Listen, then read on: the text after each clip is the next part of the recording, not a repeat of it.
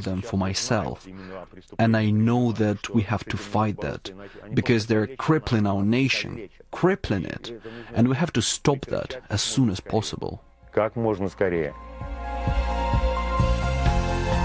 In the meantime, you can also find other in-depth conversations on the interview wherever you get your BBC podcasts, including episodes with British Prime Minister Sir Keir Starmer, all-time tennis great Martina Navratilova, and Muhammad Yunus, the interim leader of Bangladesh.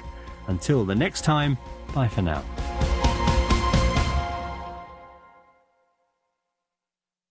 From the BBC, that was The Interview. I'm Saroja Coelho. CBC News is next. Magandang umaga, good morning Manitoba. Faith Fundal here in Studio 15 at Portage and Spence. This is Information Radio on CBC Radio 1 on this Friday.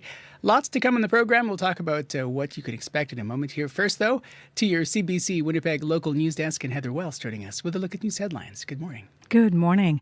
Well, the Grand Chief of a Northern First Nation says more wildland firefighters will be needed in seasons to come. And the province says that could happen after a review of this year's dramatic fire season. We'll be hearing more about that. And the family of a Manitoba inmate who died after being assaulted at the Brandon Correctional Centre is now suing the province. Colin James Kempthorne was incarcerated last September after breaching his bail conditions. In a statement of claim, his parents say he was placed in or near a unit with gang members. He was not affiliated with a gang, and the lawsuit says he was attacked by 3 inmates and died after being in a coma from the injuries. We'll hear more in our next local news coming up at 6:30. All right. Thanks very much. Thank you. Heather Wells from your CBC Winnipeg local news desk. This is Information Radio on CBC Radio 1, 89.3 FM, 990 AM, on the app and on our CBC Manitoba YouTube stream. Abby Adiemi is on the controls today. Sierra Sanders is our studio director, and of course our live team as well, getting us on all of our streaming platforms, including on cbc.ca/Manitoba. On the show today in our 7 o'clock hour, from calls to protect first responders, from violence to the new transit route rollout, we'll have the mayor of Winnipeg back for his monthly check-in. Scott Gillingham joins us at 7:50. Also, what was once a bus transit corridor is now a people-first destination hub. We're going to take you to the newly reimagined Graham Avenue pedestrian corridor at 7:40, just before that. At 8 o'clock, the search for the remains of 2 First Nations women at the Prairie Green landfill has officially ended, as you've been hearing.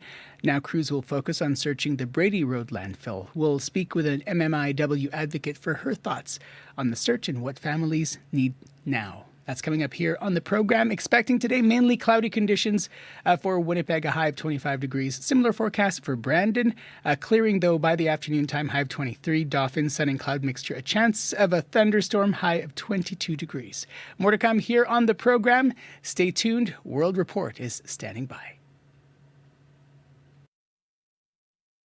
Today on Q with Tom Power. Zarna Garg spent 16 years as a stay-at-home mom before she became a stand-up comedian. If we separate, he has to take the kids, but I have to keep his mother.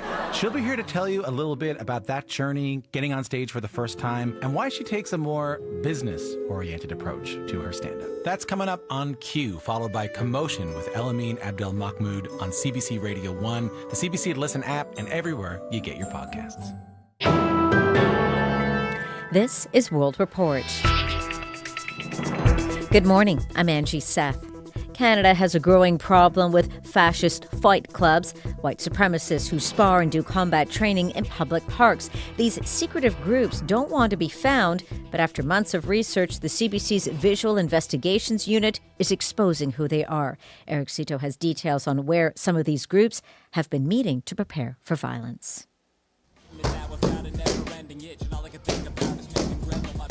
Videos show masked men in black sparring in parks and gyms. But these male-focused fascist fight clubs, known as active clubs, have taken great care to hide their locations and their identities. They're part of a global movement of white nationalists mobilizing in Canada, promoting white supremacist ideals, while preparing for what experts like Mac Lamoureux from the think tank Institute of Strategic Dialogue believe is an upcoming race war. Anytime you have a group that is training for violence and organized around a virulently racist ideology, the potential for violence and the potential for something catastrophic to happen is extremely high. Using clues from one active club called Nationalist 13 out of Hamilton, Ontario, CBC was able to ID members and locate exact training locations. This includes one of the city's biggest parks. City Councillor Narinder Nan. It's a serious public safety concern. The rise of extremist organizing is a national security threat. Another group called Second Sons uses gyms and martial arts studios in southern Ontario, like Rob Barham's Brazilian Jiu-Jitsu studio, Hammer BJJ. I don't affiliate myself with any sort of white supremacy. He says he had no idea this happened. I'm trying to foster something good for, the kids of the community. Several of the nearly 200 active clubs around the world are in Canada, and according to RCMP and experts, have deep connections to violent white supremacist groups. Nationalist 13 and Second Sons did not respond to CBC's request for comment. Eric Cito, CBC News, Toronto. And you can learn more about what these fascist fight clubs are and which public spaces they've been using at cbcnews.ca. Well, RCMP officers in 3 provinces are now working on the case of 2 missing children in Nova Scotia. There's still no trace of the young siblings who disappeared from the rural home 11 weeks ago today. Now, for the first time, CBC News has been granted access to the property from which the children went missing. Kayla Hansel has the latest. This is where they always played. Janie McKenzie gestures to a handmade swing set in her backyard. She's the step-grandmother of 6-year-old Lily Sullivan and 4-year-old Jack Sullivan, and she says she's speaking out to dispel lies about her family. All the rumors and accusations about us murdering the kids and burying them on the property, this place has been searched thoroughly. Mackenzie lives in an RV on the property from which the children were reported missing on May 2nd. My bedroom is right there. That morning, Mackenzie says she heard Lily and Jack playing. And then, silence, until she heard her son calling their names. RCMP in Nova Scotia, New Brunswick, and Ontario are now involved in the case. An immediate search of the area turned up a pink blanket, which police say is now being forensically examined. Mackenzie says she feels the RCMP investigation lacks urgency, and she's not the only one. What a bunch of arrogant, conceited, incompetent clowns. Darren Geddes is an extended family member of the children's mother. He says the Mounties haven't taken him seriously. It's not hurt, it's rage, and I'm trying to control it. Mackenzie believes Lily and Jack are waiting to be found. Deep down in my heart, I do believe Jack and Lily are alive. When asked whether they're investigating that possibility, the Mounties say only that they're exploring all avenues. Kayla Hounsell, CBC News, Halifax. A new report looking at the wildfire that devastated Jasper, Alberta last summer says the province's actions hampered fire crews' efforts to control the flame. The report was commissioned by the town of Jasper. It says town officials trained with Parks Canada officials that had integrated command structure. But these things became challenging when the province got involved. It says the Alberta government made things more difficult with regular requests for information. And it tried to exercise decision-making authority, even though the fire was out of its jurisdiction. In international news, officials in Pakistan say more than 60 people have been killed by monsoon rains in a 24-hour period. The floodwaters are so high, rescuers are wearing life jackets and holding on to ropes as they wade into the streets. Forecasters say this is the third and most intense phase of the monsoon season. It has damaged homes, killed livestock, and left hundreds of people injured. Monsoons are part of South Asia's normal climate, but rapid urban expansion and poor drainage systems have worsened the rain's impact. U.S. President Donald Trump has ordered his attorney general to release more documents from the Jeffrey Epstein case, and they could be made public as early as today. Trump's order came after a new report in the Wall Street Journal. It claims to offer new details about his relationship with the convicted sex offender. For more, let's go to Nick Harper in Washington. So, Nick, tell us what's in this report. Well, this exclusive reporting from the Wall Street Journal centres around Jeffrey Epstein's 50th birthday back in 2003. A book was created, made up of letters from Epstein's friends and associates, And included in that book is a letter reportedly written and signed by Donald Trump. The Journal describes the letter as bawdy. It includes a hand-drawn picture of a naked woman and the lines, "We have certain things in common, Jeffrey. Happy birthday, and may every day be another wonderful secret."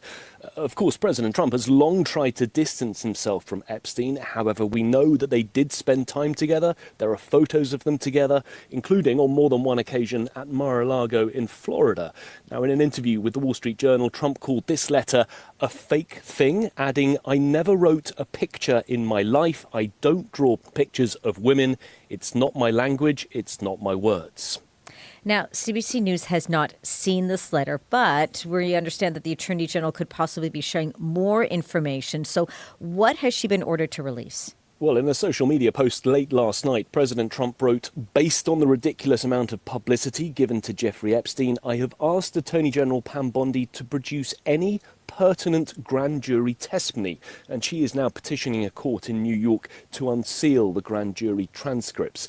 Those relate to his indictment in 2019 on child sex trafficking charges shortly before his death. Now, normally, grand jury transcripts are meant to remain secret. If they are released, they would be narrow in scope. They would not include his prosecution more than a decade earlier for soliciting a minor. But Donald Trump is under growing pressure from his own MAGA base to publicly release more files. And the Justice Department has already said there is no incriminating client list among the Epstein files and had ruled out disclosing any more information, saying it would not be appropriate. Nick Harper in Washington for us. Thank you, Nick. You're welcome. Still in the United States, Donald Trump's $9 billion funding cut to public media and foreign aid is now on its way to the White House to be signed into law. The Republican-controlled U.S. House of Representatives voted in favor of the package overnight. It was amended by the Senate earlier this week to exclude cuts to a U.S. HIV/AIDS prevention program, but more than $1 billion in funding for public broadcasting corporations is now in jeopardy. Steve Futterman has the details. This is under threat right now. Live from NPR News, I'm Lakshmi Singh. Just after midnight this morning, the House approved the rescission bill. It will take away around $1 billion in federal funds for both NPR and PBS over the next 2 years. The vote went almost entirely along party lines. Texas Republican Senator Ted Cruz. NPR and PBS have revealed their left-wing bias time and time again. Public stations, especially in big cities, also get money from corporate sponsors and public donations. The cuts will especially impact stations in smaller towns, where sometimes NPR and PBS are the only ones providing local news. Senate Democratic leader Chuck Schumer. Losing access to local news, radio, and weather alerts, particularly in rural areas, is not popular. Jeff Farrell is the news director at the NPR station in Shreveport, Louisiana. His station not only provides news, but also weather alerts, especially needed during hurricane season. It is a lifeline. It's less service to the people that need it most. The cutbacks follow the Trump administration's closing of the Voice of America. Donald Trump also accused it of being biased, while defenders said it provided those living in developing and war-torn countries news that could be trusted and help promote the U.S. to millions internationally. Steve Futterman for CBC News, Los Angeles. And that's the latest national and international news from World Report. I'm Angie Seth. This is CBC News.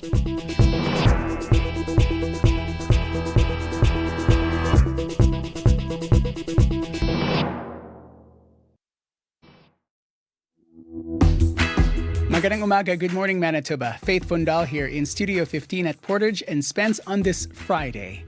This is Information Radio on CBC Radio 1. Coming up on the program, First Nations leaders were in Gatineau this week to talk about their concerns with Bill C-5. We'll find out more about that. Also, we'll get a sneak peek into a CBC investigation that looked into a growing movement of fascist fight clubs. You heard about this on World Report. First, though, Pretty purple bells are in bloom, so you may have seen them popping up in many gardens across the city. We'll learn why you may want to think twice before planting creeping bellflower. You can see it on our CBC Manitoba YouTube stream. That conversation still to come here on Information Radio on CBC Radio 1, 89.3 FM, 990 AM, everywhere on the app, and of course streaming on our CBC Manitoba YouTube stream. Let's head to your CBC Winnipeg local news desk, and Heather Wells joining us now. Good morning. Good morning. Well, more than 100 volunteers from the American Red Cross have arrived in Winnipeg. They are here to help their Canadian counterparts set up a new congregate shelter at RBC Convention Centre. Melanie Solaire at the Canadian Red Cross says something different is needed. She says this shelter at the Convention Centre will be a mega shelter, the first of its kind in Canada. Now, helping evacuees pass the time is something the University of Winnipeg is working on, especially to help the young kids who are there and who are extremely bored. We're going to hear what's being done and what kind of activities some of these kids are being offered in our next local news coming up at 6:30. All right, thanks very much. Thank you. Heather Wells from your CBC Winnipeg local news desk. Abby Adeyemi is on the controls today and following the forecast and more smoke advisories in effect. That's true. Good morning. Smoke from the fire is still affecting air quality across central and northern Manitoba today. We don't see, there's still smoke in the southeastern part of the province, but no warnings in that part of the province. We're talking about Swan River all the way down to Burns River, and then Thompson, the Par, Flim Flon, Little Ground Rapids, all the way down to God's Lake and surrounding regions. We are seeing unhealthy air in that region. The index is around 8+ this morning, so it's still something you need to take into consideration because the particles in the air, they're kind of on the high side and it will be impacting your breathing. But in other parts of the province, we are going to see more like a cloudy conditions, but a warm day across the province today. Most areas will reach temperatures around 25 degrees, and that smoke will be felt in even areas where we don't have warnings this morning, so take that into consideration.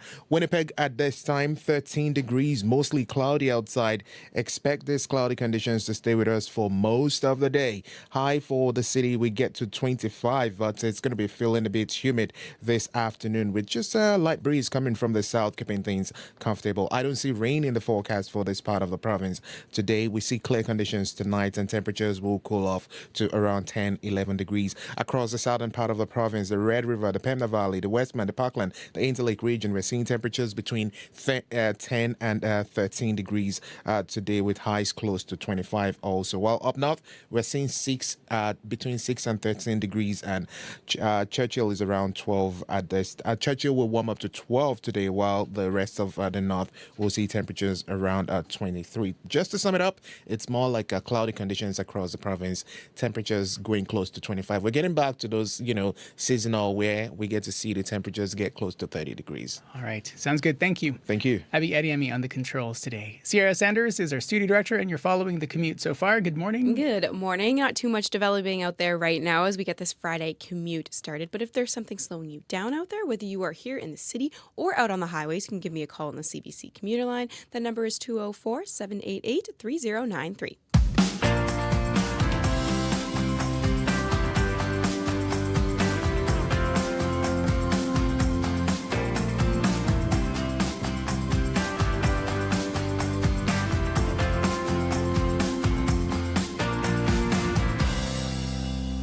Coming up to 15 minutes after 6 o'clock here on CBC Radio 1. They look pretty.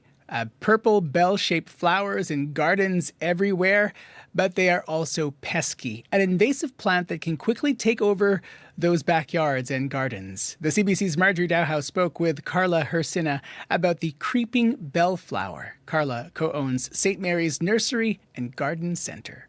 It's one of those mystery plants that someone will probably see in their garden and go, I didn't plant this. What is this? And at first, because it's so pretty and it's blue, they kind of love it, but after a while, they'll grow to not like it as much.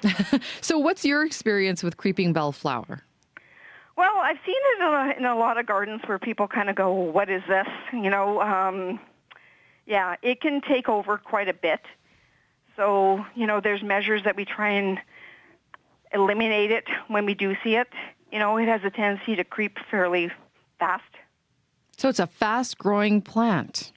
It's a fast-growing, and it kind of gets like where you say it's kind of voluntold. Well, it kind of volunteers itself in different locations. And one of the things that people will say was like, but I didn't plant this. Well, sometimes we get, just like our dandelions, things get blown in or they get dropped in. Like you got to think of our birds flying over where they have maybe, digested some, not digested it completely, but it's gone through their system. So we sometimes get those random ones that just show up. So now, as you mentioned, there are some people might be looking at it and be like, oh, this is pretty, but I didn't put that there. So, I mean, how does it spread? Well, it's going to have quite a big root system. Like it will have sort of a creeping. It's because it's called creeping for a reason. Because the roots will creep along as it goes through. But what we want to do is, if you do see it, try and eliminate it right off the hop. So what do you do to eliminate it then? Well, there's different measures. If you can identify it when it's really young, picking up the seed before it has a chance to take root. If it's mature, pull as much as you can. Maybe try and get some of the rooting system that's on it. And by repeatedly pulling on it, you can try and weaken the plant itself. And in some cases, if it gets really, really bad, I know that a lot of people don't like to use Roundup, but if extreme measures come to it, I always like to say rubber gloves with a cotton ball and just touch carefully that plant to cause a detriment to that. But you got to be very careful because Roundup is a chemical, so you have to weigh the measures of what you want to do to, eliminate some things. Mm-hmm. If I, keep pulling it out, will it keep growing back? Yes, like anything. If you pull just the top and you just break the top portion of it, because it has a perennial seasonality to it or perennial growth to it, it's like our weeds. If I only just pick the top portion of it off, it will regrow. That's why it's important trying to get as much as the root. And I have to say, too, if you do get it and the flowers are on there, try to eliminate the flowers before they go into a seed because they have thousands of seeds. Like if I just called out a number, like, each little flower can do, hundreds of thousands of little seeds that's in one plant that can be eventually displaced and put into lawns or other gardens and that kind of stuff. Okay, so as you said there, pull the flower because it'll have lots of seeds in it. Exactly. Where did this plant come from? Well, it's been around for a long time. I don't know. I can't comment, but a lot of plants that we got from other countries that have been introduced, years and years and years ago. So sometimes we get things, from other locations, cultivars and that kind of stuff that's on it. But it's like the dandelion. Dandelions were not original to the Northern Hemisphere. We got that from overseas. So, it's one of those things that you either love this little purpley blue nodding flower or you don't like it at all. Well, I mean, what happens if you don't eliminate it? Well, I don't like saying take over, but you will have a very blue garden for a certain portion of it because the roots are it's what we call rhizomatous, and they kind of just link themselves, and they can travel. If you have it in your yard, it may travel under to the neighbor's yard. It's also even been known to cross even concrete sidewalks underneath. Really? Yeah. So in different areas. So, prevent the seeds from taking place. Maybe if you like that blue color, maybe choose a different perennial that will give you that same effect rather than having, that much spread or kind of like the invasiveness of it because it has been listed, I think, in one of the invasive species of Manitoba. So how can you tell the difference between a creeping bellflower and other less invasive plants out there? Well, if you can take a picture of it and identify it and take it to your local garden center, they can maybe identify for it because there are other sort of bellflowers. Harebell is also a harebell-like flower, so it may be a harebell and not a creeping bellflower.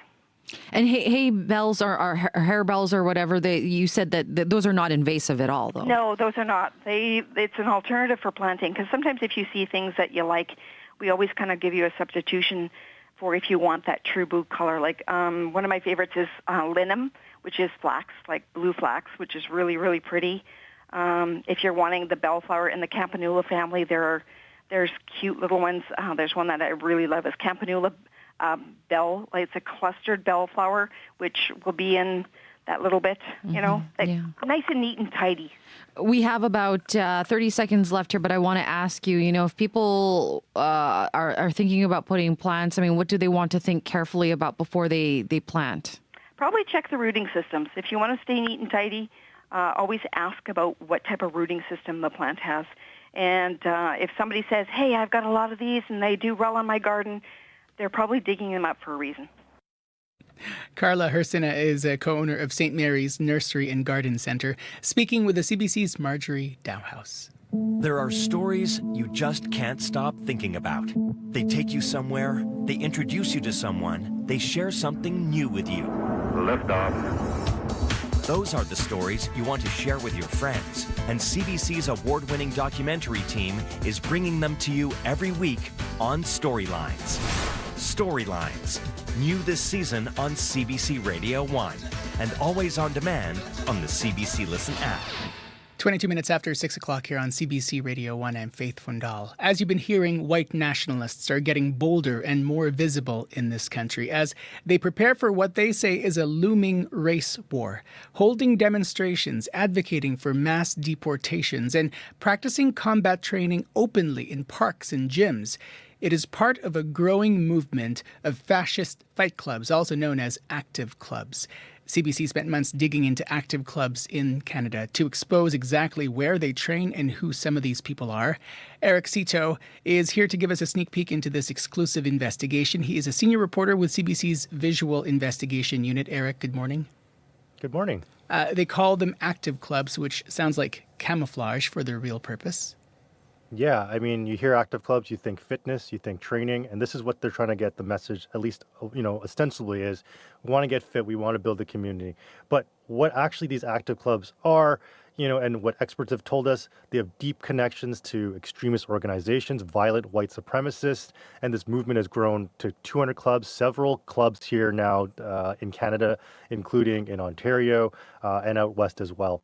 But so outside of the active, there's the messages they put on social media. This is the stuff where they talk in coded language about white nationalism, about a lot of anti-Semitic, anti-immigrant themes in their messaging, recruiting only white people with European roots. In some posts, they even celebrate Hitler's birthday, calling him the greatest person to ever live. But most important of all this, right, is that when they're recruiting because they want to mobilize and they want people to train and prepare for violence. And as experts have told us, and as you said earlier, a race war. And this has experts like Mac Lamrou worried. He's from the Institute of Strategic Dialogue, a think tank that focuses on extremism. I think we should care about active clubs because anytime you have a group that is training for violence and organized around a virulently racist ideology, the potential for violence and the potential for something catastrophic to happen is extremely high. Eric, I imagine these groups make it hard to know where they train. That's true, yeah, and I think this is part of the strategy, right? On one hand, they want to be very public. They want to show the propaganda of them training and showing how they're mobilizing. But on the other hand, they've taken great effort to hide their identities and the locations where they're doing this. So what the team did is we wanted to expose where these guys were training, who some of these people might be. So over a course of several months, we focused on two groups, a group called Nationalist 13 out of Hamilton, Ontario. They're one of the more prominent ones in recent months, holding these mass deportation rallies all across Ontario in these black masks and black uniforms, very intimidating. And then there's another group called Second Sons, which is basically an active club in everything but name, who have chapters across the country. And so with those two groups, we actually collected and analyzed hundreds of these videos and images they posted on the social media, looking for just any clues that could link us to where they are. So I'll give you one example. With Nationalist 13, there was a video where they were sparring in a park. They've obviously obscured their identities, but we went frame by frame looking for just little markers in that video to see if we can isolate and find where they were. So we looked at the houses behind them, the green, building behind them, the white dome behind them, and we used those markers and we scoured and searched every park in the Hamilton area, and it led us to one of the biggest parks in Hamilton. And what it turned out to be is they were training next to a children's garden, and we brought these findings to Hamilton City Councillor Narinder Nan.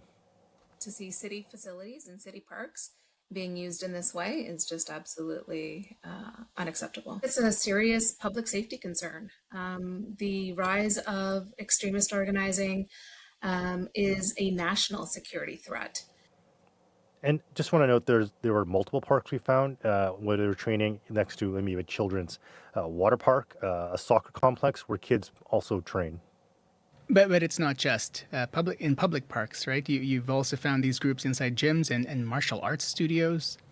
That's right. Yeah, not just public parks, private businesses. And so I mentioned earlier this group called Second Sons.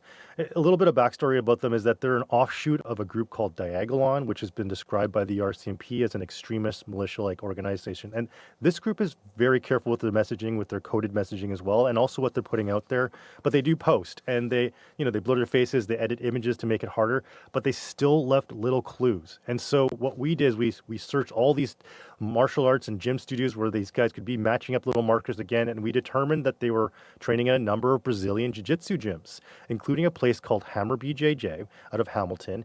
And when we approached the owner, Rob Barham, the owner of the school, with our findings, he said he had no idea they had been training there or using his facility to promote their cause.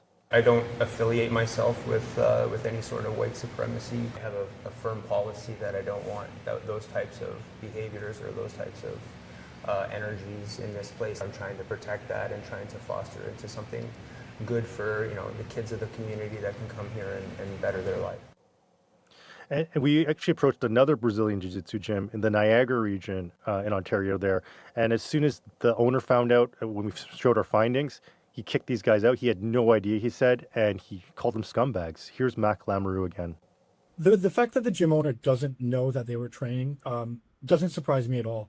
It just goes to show how manipulative these groups are, that they are going to lie about what they're doing.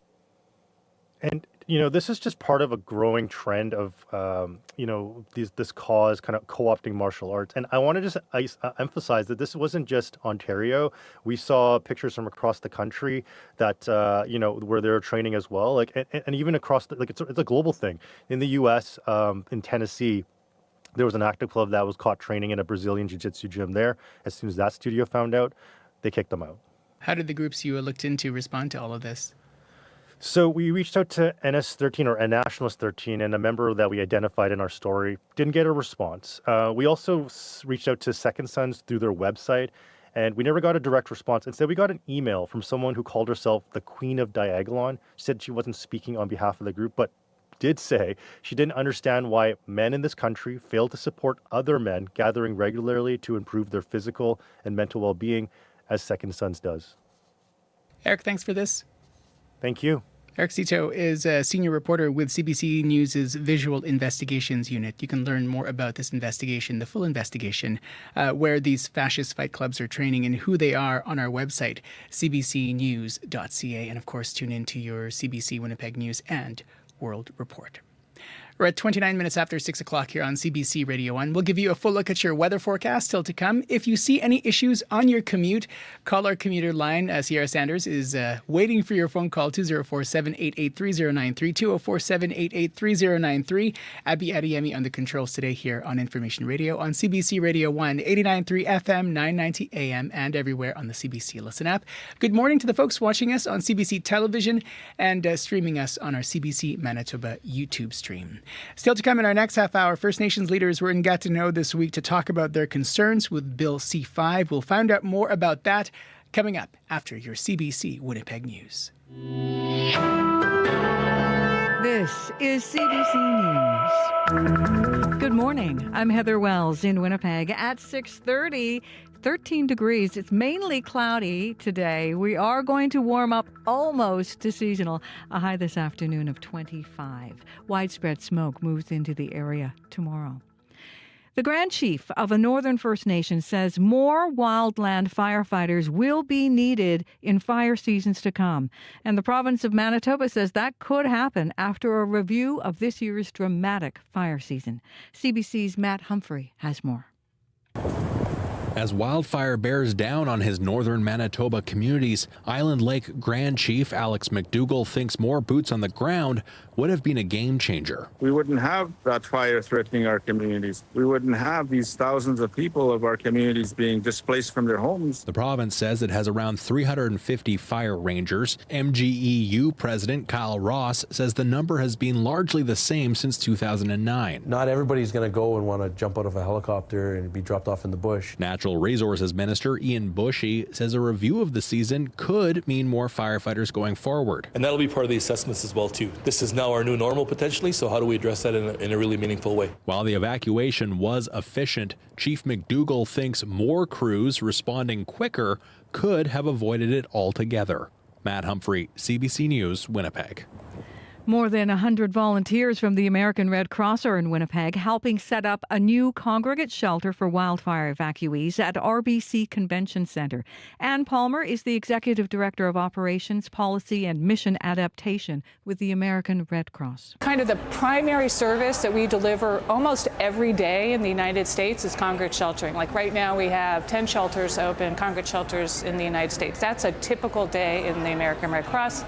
The Red Cross says the convention centre will be a mega shelter, the first of its kind in Canada. It will be able to accommodate thousands of evacuees if needed.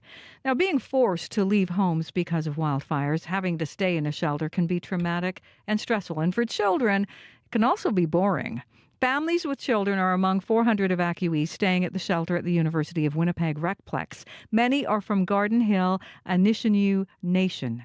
Daniel Harper is one of them. He's helping to look after his 17 grandchildren who are also evacuees. Totally they are. They said that we're bored, but we can't take them anywhere.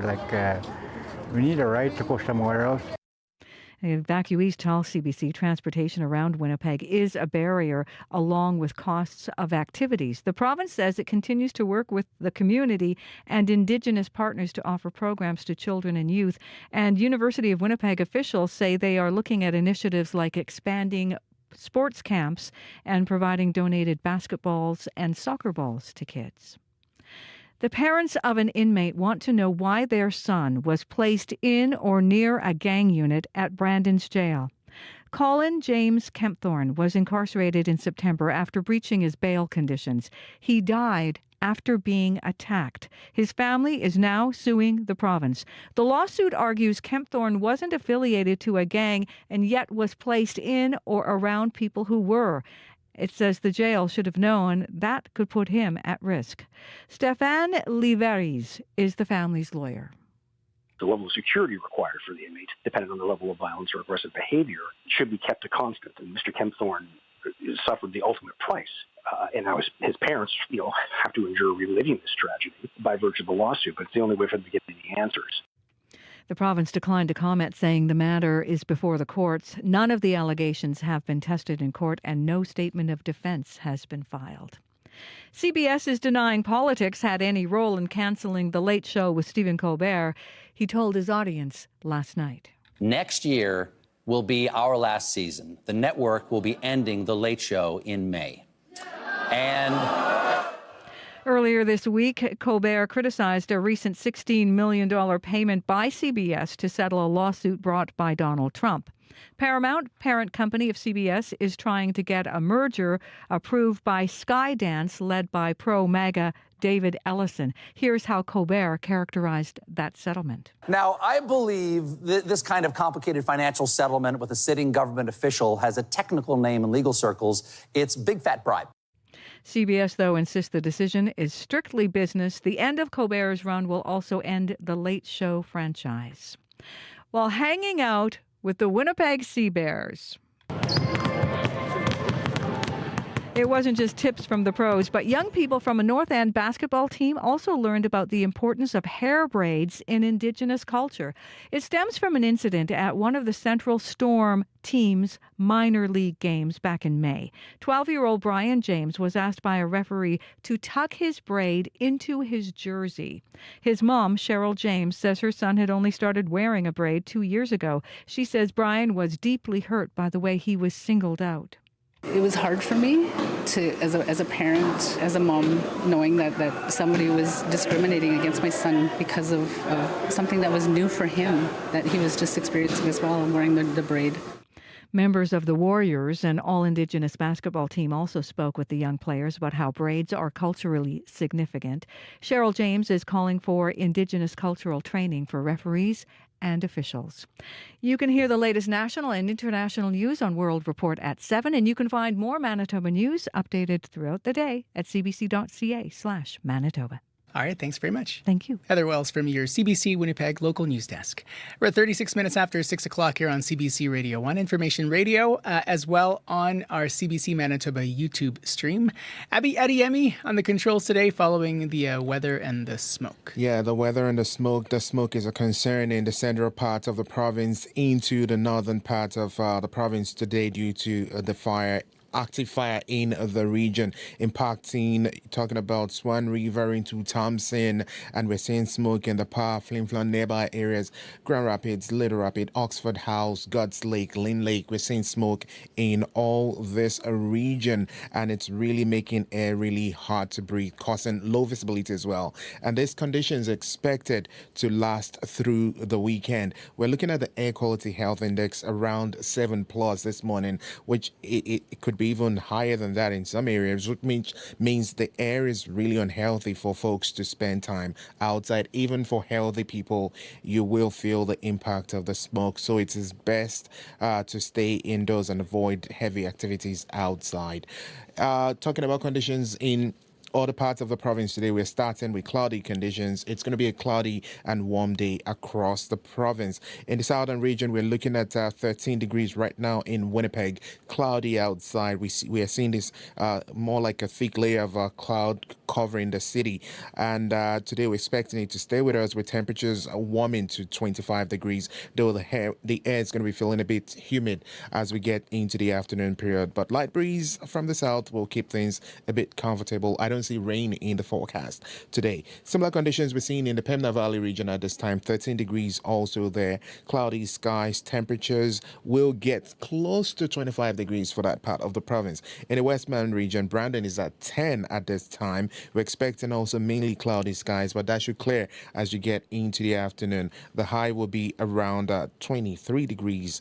And for the Parkland region, talking about Dauphin, Minnedosa, Riding Mountain, Russell, we're looking at temperatures around 9 degrees at this time. You're enjoying some sunshine in that corner of the province. Today we'll see a mix of sun and clouds. There's a slight chance of late afternoon showers that may be coming with some thunderstorms. You see highs around 22 degrees. Now tracking conditions into the Interlake region. Gimli is at 11 degrees at this time. For surrounding area, we're looking at cloudy conditions and temperatures warming up to 24. The winds will be mild. In the northern part of the province, the Flin Flon nearby areas, we're seeing 12 degrees with smoke in the air. So those are the regions where we're talking about this widespread smoke causing poor air quality and low visibility. And you should expect this into the weekend for that part of the province. Though today we'll be bringing more like a mix of sun and clouds for that region. Temperatures getting close to 23 degrees today. Thompson, you are at 6. Also, you have smoke causing poor air quality and low visibility in that part of the province. And this local smoke will definitely be lingering even into the weekend, and we see it even spreading into Monday. Temperatures around 22. Now, temperatures warms up to 22 rather. Churchill, you are at 9 degrees. We don't see smoke in that part, but there is smoke in the air. 9 degrees, mostly cloudy. Today we'll see a mix of sun and clouds, high around 22. So it's mostly cloudy across the province today, with temperatures warming up to 25 later in the afternoon. All right, sounds good. Thank you. Thank you. Abby Ediemi Tammy on the controls here. Sierra Sanders following the commute. Good morning. Good morning. Still pretty quiet on the commuter line. Nothing developing out there just yet. So things are moving along here in the first hour of the show and the early part of folks' morning commute. But if that is not the case and there is something slowing you down out there, whether you are in the city or out on the highways, maybe you want to tell me something good that's happening out there. I don't know. I'm getting lonely on the commuter line. Give me a call. The number is 204-788-3093. All right. Thanks very much. Thank you. Sierra Sanders, our studio director here on the program. Hello to the folks watching us on our CBC Manitoba YouTube stream and on CBC television as well. I'm Faith Fundal in for Marcy Marcusa. Over to our CBC National Business Desk, and Phil DeMont joining us now. Happy Friday. Hello. Happy Friday. Did you guys put that picture of me up on your website? Well, if we're streaming, there is a good photo of you streaming, so I'll make sure to send it to you so you can see. Yeah, it's probably one of the few good ones I have. So, speaking of maybe the not good part, seems like Canadians are going to be paying more when they renew their mortgages, according to the Bank of Canada. What's that going to mean for Canada's housing market? Probably even more of a slowdown than we've seen so far. Bank of Canada said 60% of homeowners renewing their mortgages in the next 2 years, they'll face higher costs. No surprise, because the banks generally price their mortgage according to the interest rate in the 10-year bond. In the U.S., that rate is up 25% compared to last October. The bank says rates should come down gradually, but renewing homeowners of faith probably have secured financing a few years ago when rates were lower. So the new mortgages, even if the rates are coming down, let's say in the next few months, they'll still pay a higher rate than they were paying, say, from 2020 or 2019, kind of that range. Homes are becoming more affordable, though. If you're buying a single-family house, you can expect those costs to soak up about 62% of your income, mortgage, and all that kind of stuff. That's according to the Royal Bank's Affordability Index. It's a high number, but it's better than the 70 that was 2023's number. Nowhere close, though, to the 48 back in 2019, 48%. And that's a sign of how much how housing prices have increased in the past, 5, 6, 7 years. But the cost of owning a home likely means fewer are going to get sold this year. And those numbers have already been dropping. At the beginning of 2025, the Canadian Real Estate Association predicted an increase in home sales, about 8%. 2 revisions later, and Korea now thinks the number of homes sold across the country this year will be 3.5% fewer than 2024. So the arrow's down now. Could be worse if you're trying to offload a condo, because they tend to fall faster. Prices there, and the market falls faster when real estate hits a rough patch. Rates go up. Price for a condo in Toronto, just because that's the number I found, down more than 5% June over June. When interest rates go up, the carrying costs for condos rise quickly because the rates are going up. But what you can charge in rent if it's an investment property doesn't. Last week, Donald Trump announced a 50% tariff on copper that will likely have a pretty big impact here in this country. What about the effect on the American economy? Do we know yet? Well, it's a problem for the U.S. and an indication of how badly thought out some of these tariffs are. You're right. Washington last week announced that 50% tariff on copper imports into that country. Chile, Canada, and Peru, top exporters of the metal to the U.S. We sold more than $4 billion worth of copper and copper products there, about half of what they import. Higher prices going into the States means it's a problem for Canadian companies selling, but it's also a problem for U.S. manufacturers. For one thing, copper prices spiked. They hit a record after the announcement, $5.69 U.S. a pound last week. They're now down to $5.50, but they're hanging around there for a while. Copper is in most products in your home or in the factory. Typical car, 50 pounds of copper. Smartphone, 12% of its total weight comes from copper. Washington's goal is to get more U.S. mines and processors up and running. Experts say that's a pipe dream. For one reason is that it takes on average 32 years with a Y. It surprises me to get a new copper mine open in the U.S. And right now, domestic producers only supply about 25% of U.S. copper demand. So they're going to either get it, like in effect, they're going to either find somebody who sells it cheaper, let's say, than Canada does, or they're just going to pass that cost along to U.S. consumers, either in higher prices or lower share prices because the company's taking the profits. Phil, Grab a Gun is starting to sell shares in the U.S. this week.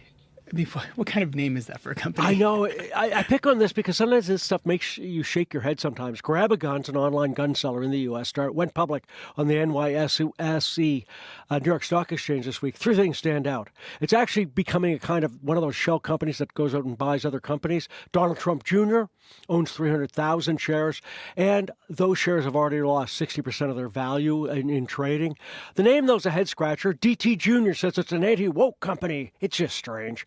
Here are a few company names that might raise some eyebrows. Going Postal. It's a 2002 company that's still around. It's a mailing company for small businesses, but also kind of a reference to people shooting up a workplace.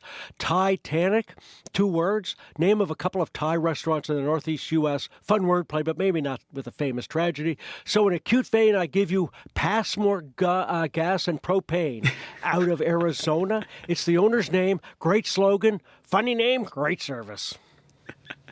And my older friends say, it's just part of your bodily function. So yeah, that works in a crowded room. Don't keep it in, but maybe find a private space. Yeah. Phil, markets, how are they doing for this Friday? Right now, they're positive in Europe. Now they're mixed. UK, Germany down. France is up a little bit. A good day for China, though. Hong Kong up almost 1.5%. Shanghai up 0.5%. Oil's up 57 cents, $68.11 U.S. a barrel. Gold's up $14, $3,359 U.S. an ounce. Canadian dollar up almost 1/5 of a cent, trading at 72.87 cents U.S. Phil, have a good weekend, and we'll talk to you next week. Thanks, Faith. You're welcome. Phil DeMont from your CBC National Business Desk.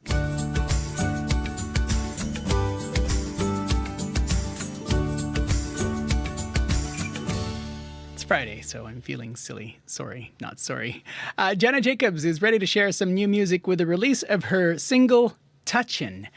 Fresh from a Jazz Fest performance, the pop R&B and soul singer-songwriter is gearing up for her debut EP, The Politics of Feeling Alone. It launches September 12th. While you wait, you can catch her live at the Winnipeg Fringe Festival on July 19th at 8 p.m. at the Cube stage. Here's Touchin' from Jenna Jacobs.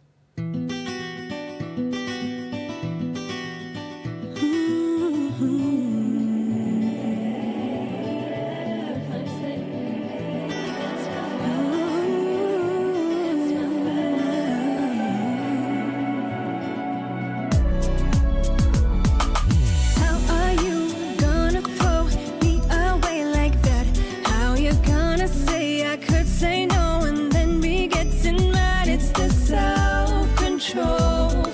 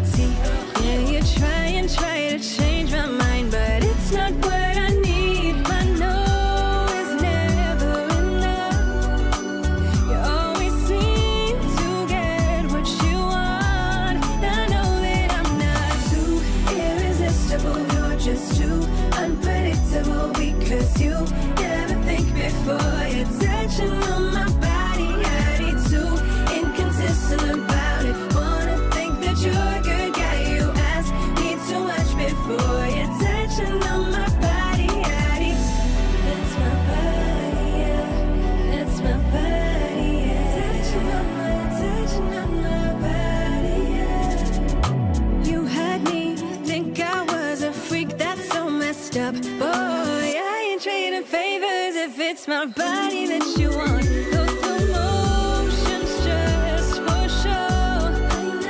You know I already know. I know that I'm not too irresistible. You're just too unpredictable because you never think before you're touching on my body. I need to inconsistent about it. Wanna think that you're a good guy. You ask me too much before you're touching on my body. I need it's my body, yeah. It's my body, yeah. Touching on my body, yeah. Whatever happened to soft touches, just a few small kisses, gentle hugs. We ain't even making up, and somehow you sleep at night. So what's your alibi? 'Cause I'm not too irresistible. You're just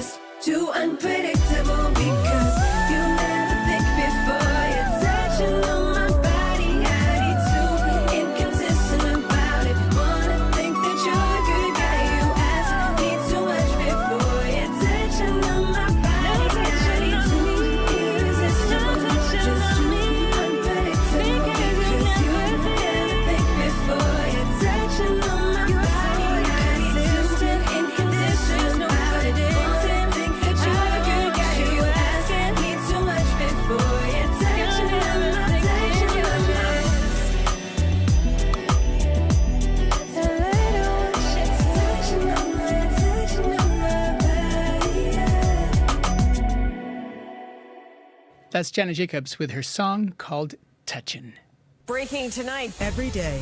The tariffs are very good. They're very powerful. Canadians are always ready when someone else drops the gloves. We bring context to chaos. What are the consequences of this action? We must retaliate. In our own backyard. Come on! Plane crash! And beyond our borders. It's the scene of an airstrike. You're gambling with World War III. Negotiations are ongoing. From the source you can trust. It's time to dig deeper into the story. The National, Canada's newscast. Tonight on CBC. 9 minutes before 7 o'clock here on CBC Radio 1, 89.3 FM, 990 AM, and everywhere on the CBC Listen app, and as well streaming on our CBC Manitoba YouTube stream and on CBC Television as well. It's mostly cloudy and 13 degrees here in downtown Winnipeg, mostly cloudy expected in the forecast for the rest of today, and a high of 25 degrees. After today, seeing what I saw, I can see history repeating itself with this legislation. It's not going to be favorable for First Nation people as it currently sits.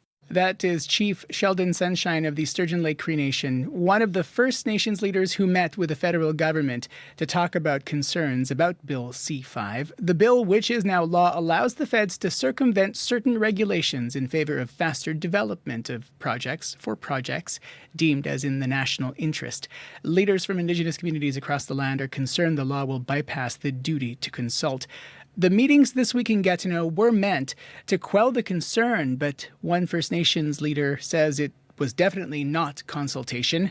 Riley Yesno is Anishinaabe from Abmatung First Nation and is a distinguished fellow at the Yellowhead Institute. She joins us from Toronto. Good morning, Riley.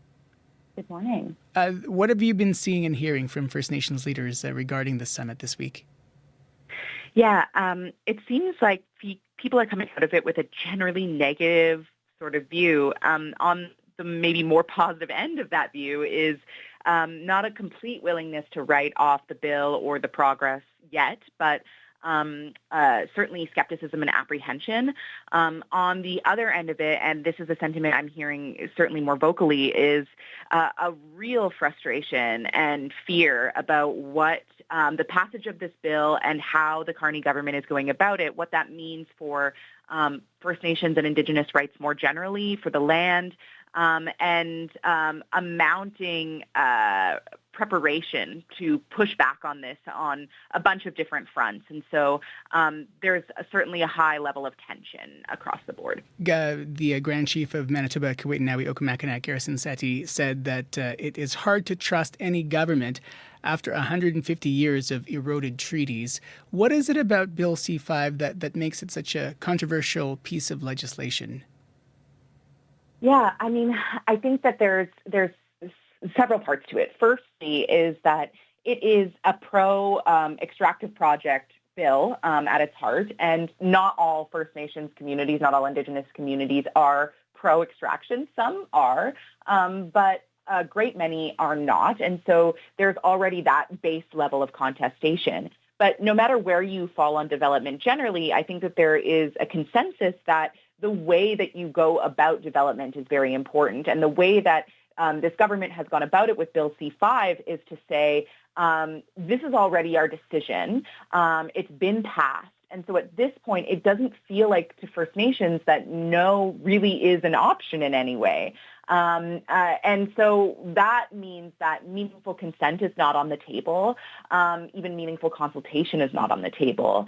And what is the point of, maybe some more economic output if that means, if it comes at the cost of these very fundamental rights in a relationship, a working relationship with what is supposed to be our number one partner. That, I think, is huge, yeah. And it's interesting because the Prime Minister is framing it as projects that will be built alongside Indigenous communities that, as he promised prosperity for, quote, generations to come.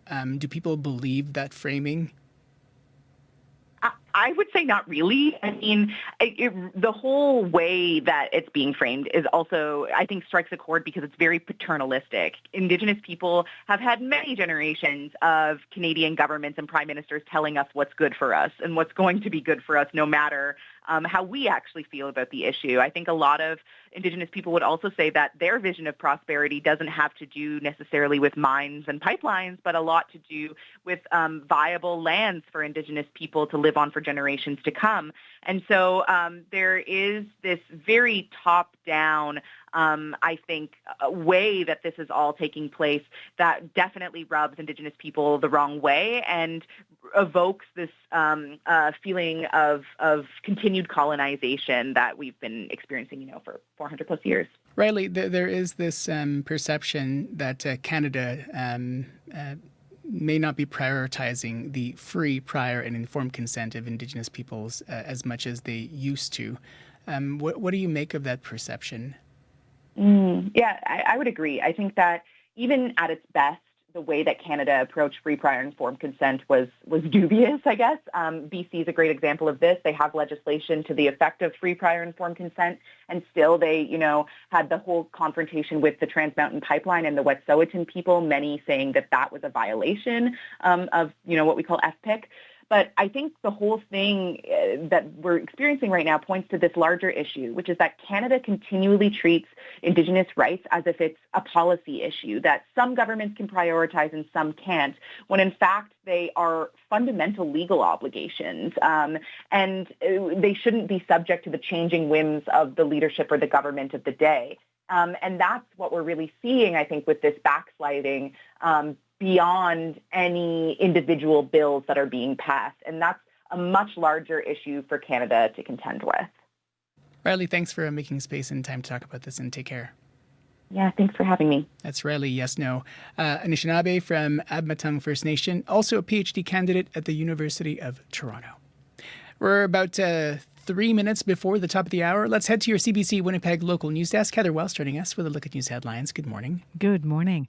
Well, more than 100 volunteers from the American Red Cross have arrived in Winnipeg.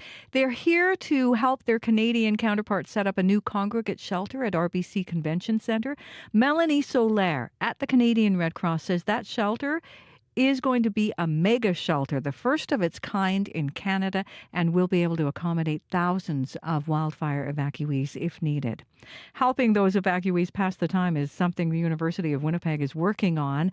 More than 400 evacuees from northern Manitoba are staying at the Recplex on campus.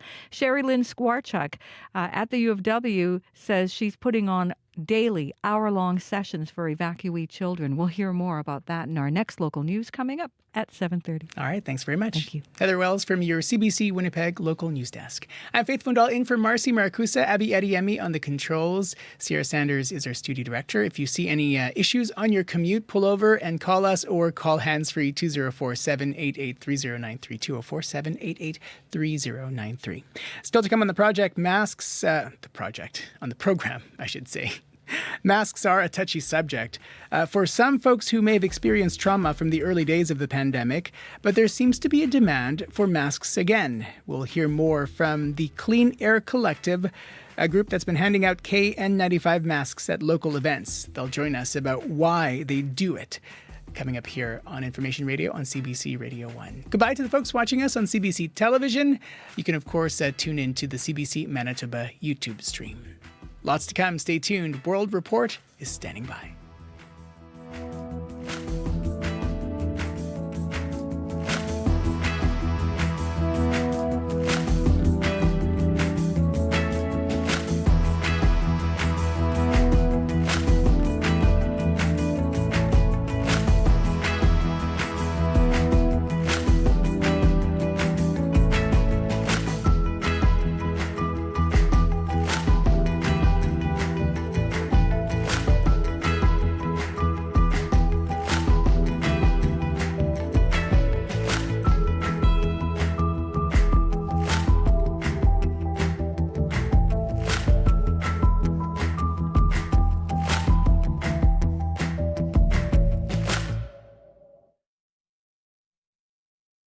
Today on The Current. My heart tells me these babies are gone. I'm Megan Williams. There's been a social media frenzy around the story of Lily and Jack Sullivan, the two young children missing in Nova Scotia since May. No trace has been found, and RCMP haven't ruled out the case is suspicious. The CBC's Kayla Hounsell takes us through what we really know, coming up on The Current. The Current, this morning at 8:37, 9:07 in Newfoundland, and on the CBC Listen app.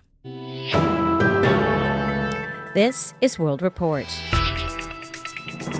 Good morning, I'm Angie Seth. Canada's public parks, gyms, and martial arts clubs are being used by white supremacists preparing for violence. Fascist fight clubs have grown across this country, and they don't want to be found. But CBC's Visual Investigations Unit, is exposing who they are and where they're training. Eric Cito has the details.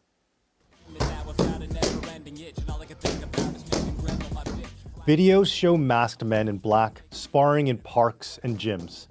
But these male-focused fascist fight clubs, known as active clubs, have taken great care to hide their locations and their identities.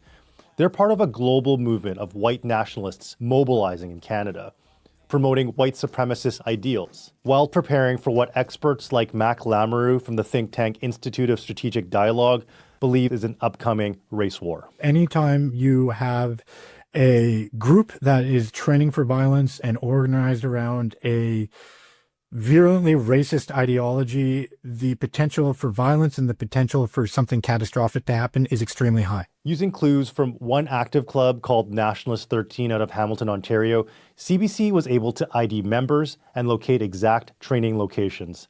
This includes one of the city's biggest parks. City Councillor Narinder Nan. It's a serious public safety concern. The rise of extremist organizing is a national security threat. Another group called Second Sons uses gyms and martial arts studios in southern Ontario, like Rob Barham's Brazilian Jiu-Jitsu studio, Hammer BJJ. I don't affiliate myself with any sort of white supremacy. He says he had no idea this happened. I'm trying to foster something good for the kids of the community. Several of the nearly 200 active clubs around the world are in Canada, and according to RCMP and experts, have deep connections to violent white supremacist groups.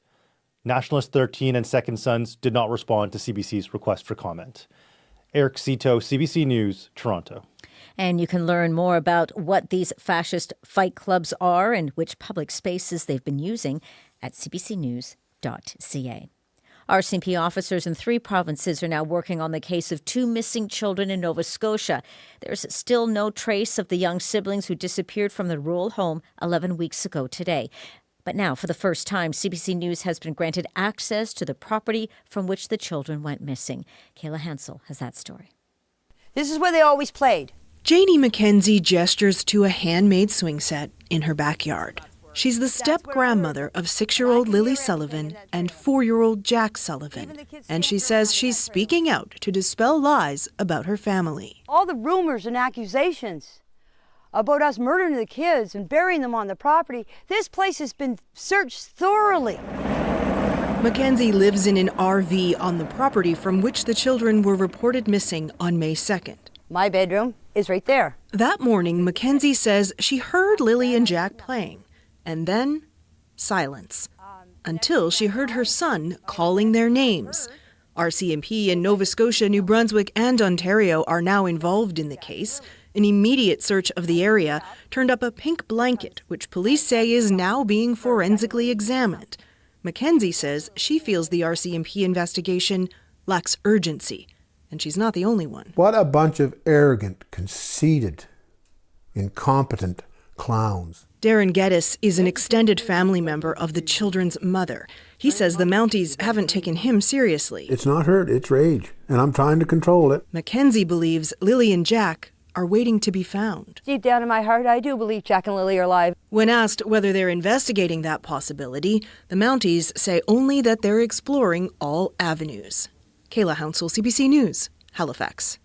A new report looking at the response to last year's devastating Jasper wildfire says the crews did their best, but their efforts were hampered by the Alberta government. The report comes nearly a year after an aggressive fire burned a third of the town's structures. The CBC's Linda Ward is taking a closer look. So, Linda, what more can you tell us?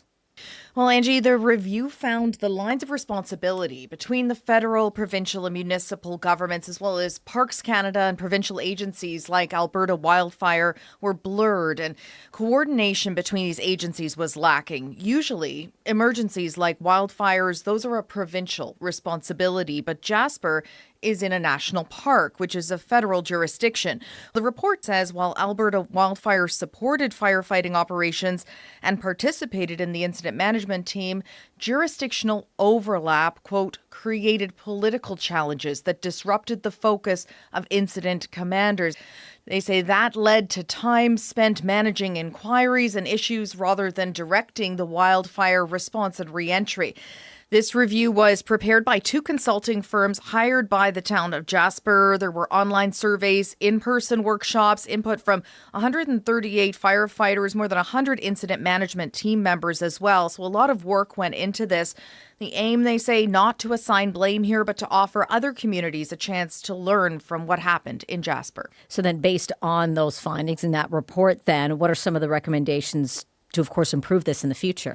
So they're recommending more clear guidelines around things like the reporting structure, the responsibilities, and the line of demarcation between the various agencies here. Guidelines on the use of a unified command structure.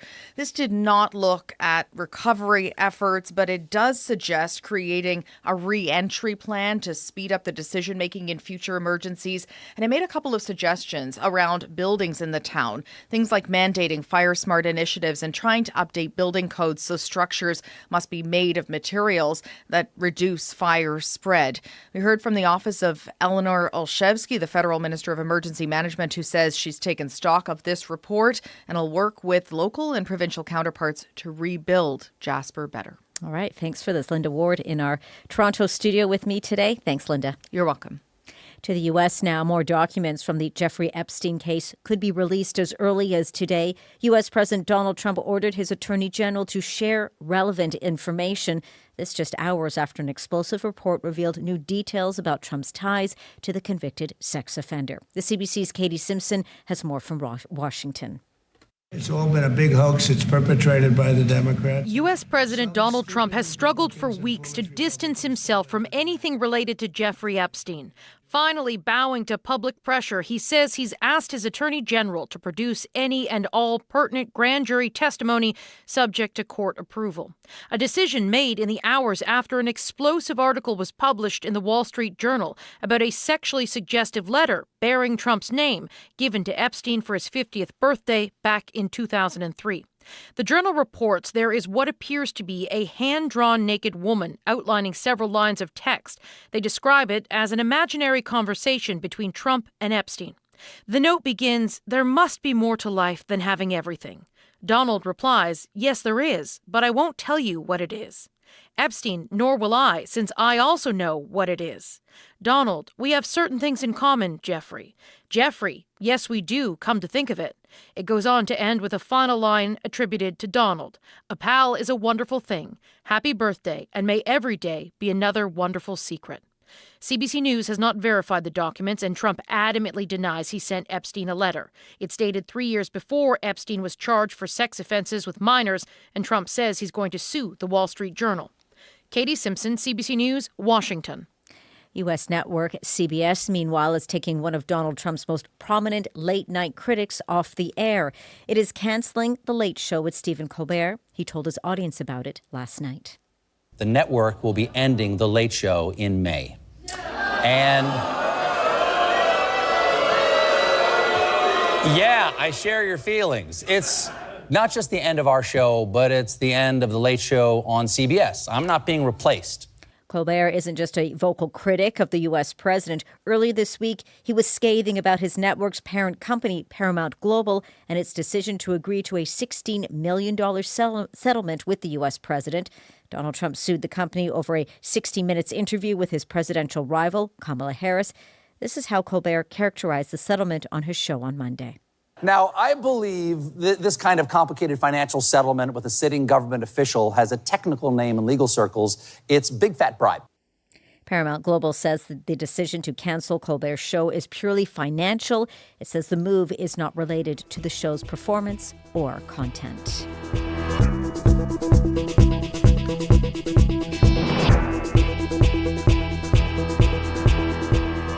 And that is the latest national and international news from World Report. For news anytime, go to cbcnews.ca.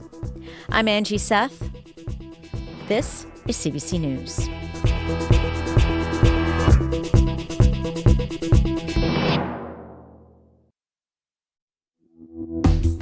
Magandang umaga. Happy Friday, Manitoba. Faith Fundal here in Studio 15 at Portage and Spence. This is Information Radio on CBC Radio 1.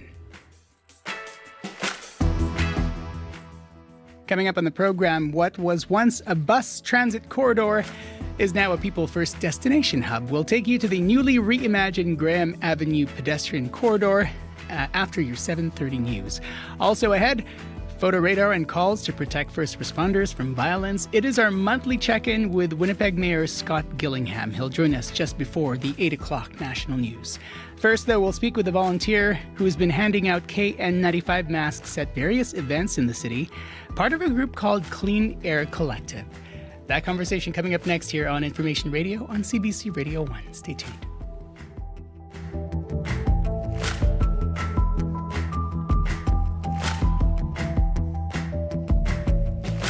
First, though, to your CBC Winnipeg local news desk, and Heather Wells joining us. Good morning. Good morning. Well, the Grand Chief of a Northern First Nation says more wildland firefighters will be needed in Manitoba in fire seasons to come. And the province says that could happen after a review of this year's fire season. The family of a Manitoba inmate who died after being assaulted at the Brandon Correctional Centre is suing the province. Colin James Kempthorne was incarcerated last September after breaching his bail conditions. In a statement of claim, his parents say he was placed in or near a unit with gang members. Kempthorne was not affiliated with a gang. The lawsuit says he was attacked by 3 inmates and died after being in a coma from those injuries. I'll be back with more Manitoba news coming up at 7:30. All right, thanks very much. Thank you. Heather Wells from your CBC Winnipeg local news desk. Abby Adeyemi has been following the weather forecast and the smoke as well. Good morning. Good morning again. Smoke in the air. Air quality warnings still remain in effect across much of the central part of the province and tracking it into the north this morning as we see the smoke from the fires really continuing to affect most regions around Swan River, into Thompson, the Par, Flin Flon surrounding areas. And this is actually causing poor visibility and making the air really hard to breathe. Conditions expected to stay this way through the weekend and even into next week. So it's a good idea to really stay indoors if you notice it affecting you. I'm looking at the air quality health index now. It's around 7 in some areas. Some areas are actually seeing higher numbers like 8 and 9, which means it's more like a higher risk for people out there. Even if you're healthy, this can still affect you when the smoke is heavy. So limit outside time or postpone outdoor plans until the conditions will improve. Looking at conditions around the southern part of the province, as you can see, we're seeing double digits already, except for Churchill and Swan River, where we have 9 degrees. Winnipeg at this point, 14, cloudy outside. It's going to stay mainly cloudy across the city. We'll see temperatures warm up to around 25 today. It might feel a bit muggy sometime this afternoon, but the winds will be light to breezy from the south, and then some cloudy conditions. These cloudy conditions will begin to clear as we move into the evening and overnight period, with temperatures cooling off to around 11. In southern Manitoba, we're looking at the Red River, the Pembina Valley, the Interlake, the Parkland region. Temperatures at this point close to 14 degrees in most of those regions, and most of the areas will be staying mostly cloudy today. Just a few spots may see clearing by the afternoon period, and we'll see highs also close to 25 in these regions, with light breezy winds in the south. Further north, talking about the Par, Flin Flon, Thompson, Churchill, smoke is a big story today. Air quality is poor. Visibility is down in most areas. Temperatures this morning, we're seeing 6 in Churchill and about 12, 13 in other regions. And the highs will be reaching about 23 in some of the regions up north today. So across board, the south will be mostly cloudy with some, late dry clearing. That's what I would see. Highs around 25. While up the northern part of the province, we're looking at the smoky conditions with temperatures getting close to 23 degrees. Winnipeg right now, 14 degrees, heading to a warm high of 25 today. All right, sounds good. Thank you. Thank you. It's Abby Adiemi on the controls today. Sierra Sanders is following the commute. Happy Friday. Happy Friday, and it is a Friday commute indeed. Not too much to report right now on the roads, not too much developing. But if that's not the case and there's something getting in your way or slowing you down, or maybe, as I've been saying, you see something good. Maybe something good's happening out there on the roads. I don't know. Give me a call on the CBC commuter line. That number is 204-788-3093.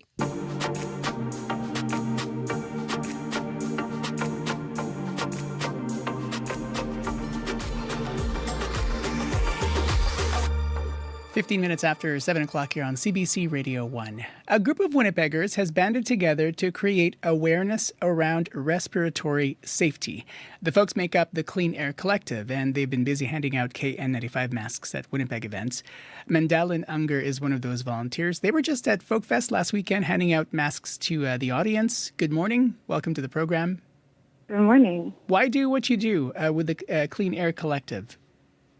Oh, well, the Clean Air Collective, we're a mutual aid group. So we pass out respirators as well as air purifiers and public health information because we want to reduce the spread of airborne illness and the harm from environmental hazards like wildfire smoke. And so I mentioned that you've been at some Winnipeg events. What events are we talking about here? Well, our first distribution event was the Winnipeg Pride Festival, where we handed out about 200 masks by walking around with a colorful wagon, and folks were incredibly receptive. The paramedics came up and thanked us for preventing emergencies, and folks were wanting colorful masks to go with their outfits, so that was an incredibly positive experience. And just last week on Friday, when the air quality index was almost 600, which is the worst we've ever seen, one of our members was up at 5:30 putting respirator masks at busy bus stops around Osborne, and by 7 a.m. over 100 had been taken. And then at Folk Fest, we passed out probably about 300 masks over the course of 2 days. What do you make of the demand there? What's the demand for masks right now? I mean, a good quality, well-fitting respirator is an incredible public health tool. And I think with the wildfire smoke becoming more obviously an issue, folks are returning to N95s and KN95s to keep them safe, which is wonderful. Is that what you're hearing from people as you're handing out the masks in terms of the demand? Yeah, absolutely. The response has been overwhelmingly positive. What are you hearing from people about why they want it? Well, a mask is your first line of defense when you're facing an environmental hazard. So we know that breathing wildfire smoke is breathing in carcinogens. And when you're outside for a couple of hours, when the AQI is what it was at Folk Fest, that's the equivalent of smoking about a cigarette every 2 hours. Folks don't want their kids smoking cigarettes. We don't want to be smoking when we are trying to protect our lungs. And folks also want to keep each other safe from viruses and airborne illnesses. And it's becoming a little bit more socially safe to wear a mask again, which is wonderful because they have been so politicized and stigmatized and even criminalized across the political spectrum in the last few years, so much so that it seems our public health leaders are hesitant to recommend mask usage during wildfire season, despite it being an incredibly effective tool for mitigation. What has led you to believe that public health officials are hesitant in making that kind of determination? Well, much of the messaging around air quality this season has been just to stay indoors and reduce strenuous activity. But that advice does not consider our unsheltered relatives who are exposed 24 hours a day, or the working class people who have jobs outdoors doing manual labor. And I mean, so many people who don't have air conditioning have to open their windows, even during poor air quality events. And so you would think that considering all those factors, we'd be hearing more about masking, but we're not. And I think that when the public health emergency status was lifted off of COVID-19, most people misunderstood that to mean that COVID was no longer an issue, and taking off their masks felt like a relief, and putting them back on can feel like backsliding. But we can't make poor health choices out of fear. We know that masks are incredibly effective, whether it's against viruses or smoke, And we're happy to see people feeling more comfortable wearing them again. There are other provinces that have dealt with the wildfire smoke longer in terms of the intensity of the wildfires and the smoke that's been produced, like British Columbia.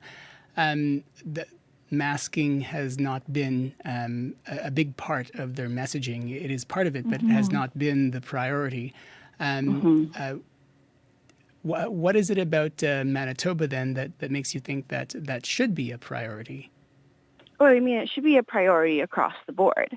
Like I said, we can't make health choices out of fear, and there's been a lot of stigma put around masking because of COVID-19, but a lot of folks don't know how effective masks are at protecting them.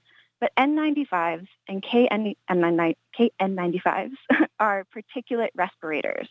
And what that means is that they filter out harmful chemicals in the air, including the particles that are in wildfire smoke, which is a group 1 carcinogen. And these masks also filter out airborne viruses like COVID, RSV, measles, influenza.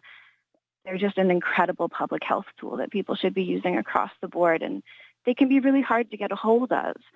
We've seen them become less and less available. And so that's why it's really important that mutual aid groups like ours are stepping up to provide them to people.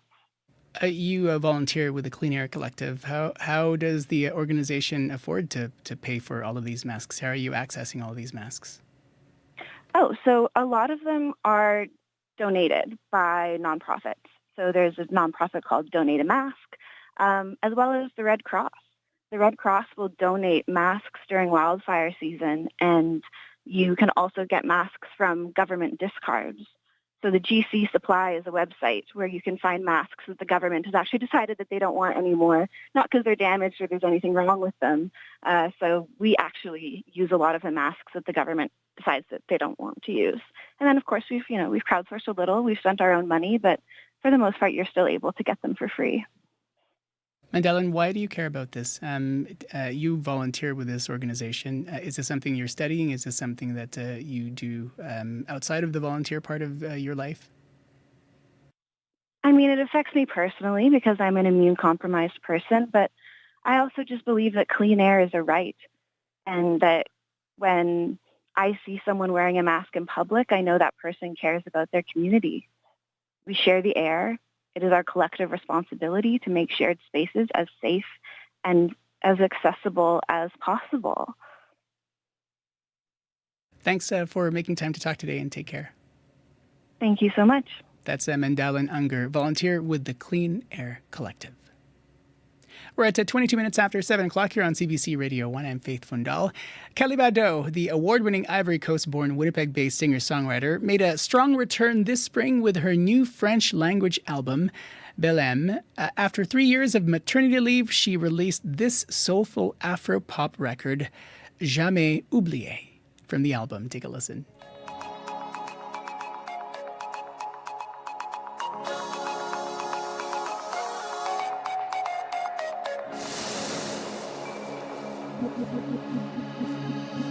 Enfant du bord de l'eau, si tu me voyais dans ces vieilles photos, les bons amis, les mauvais coups, les manques du voisin ont bien meilleur goût.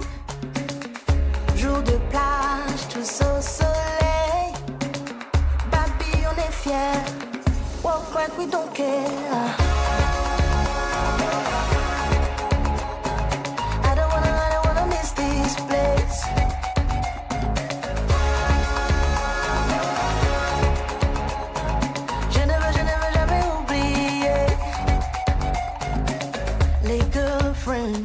Font le show, pas question de toucher la radio.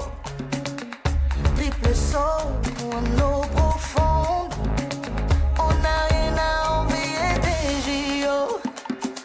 Les boys rejouent la coupe du monde, c'est gravé dans ma tête, le match du siècle.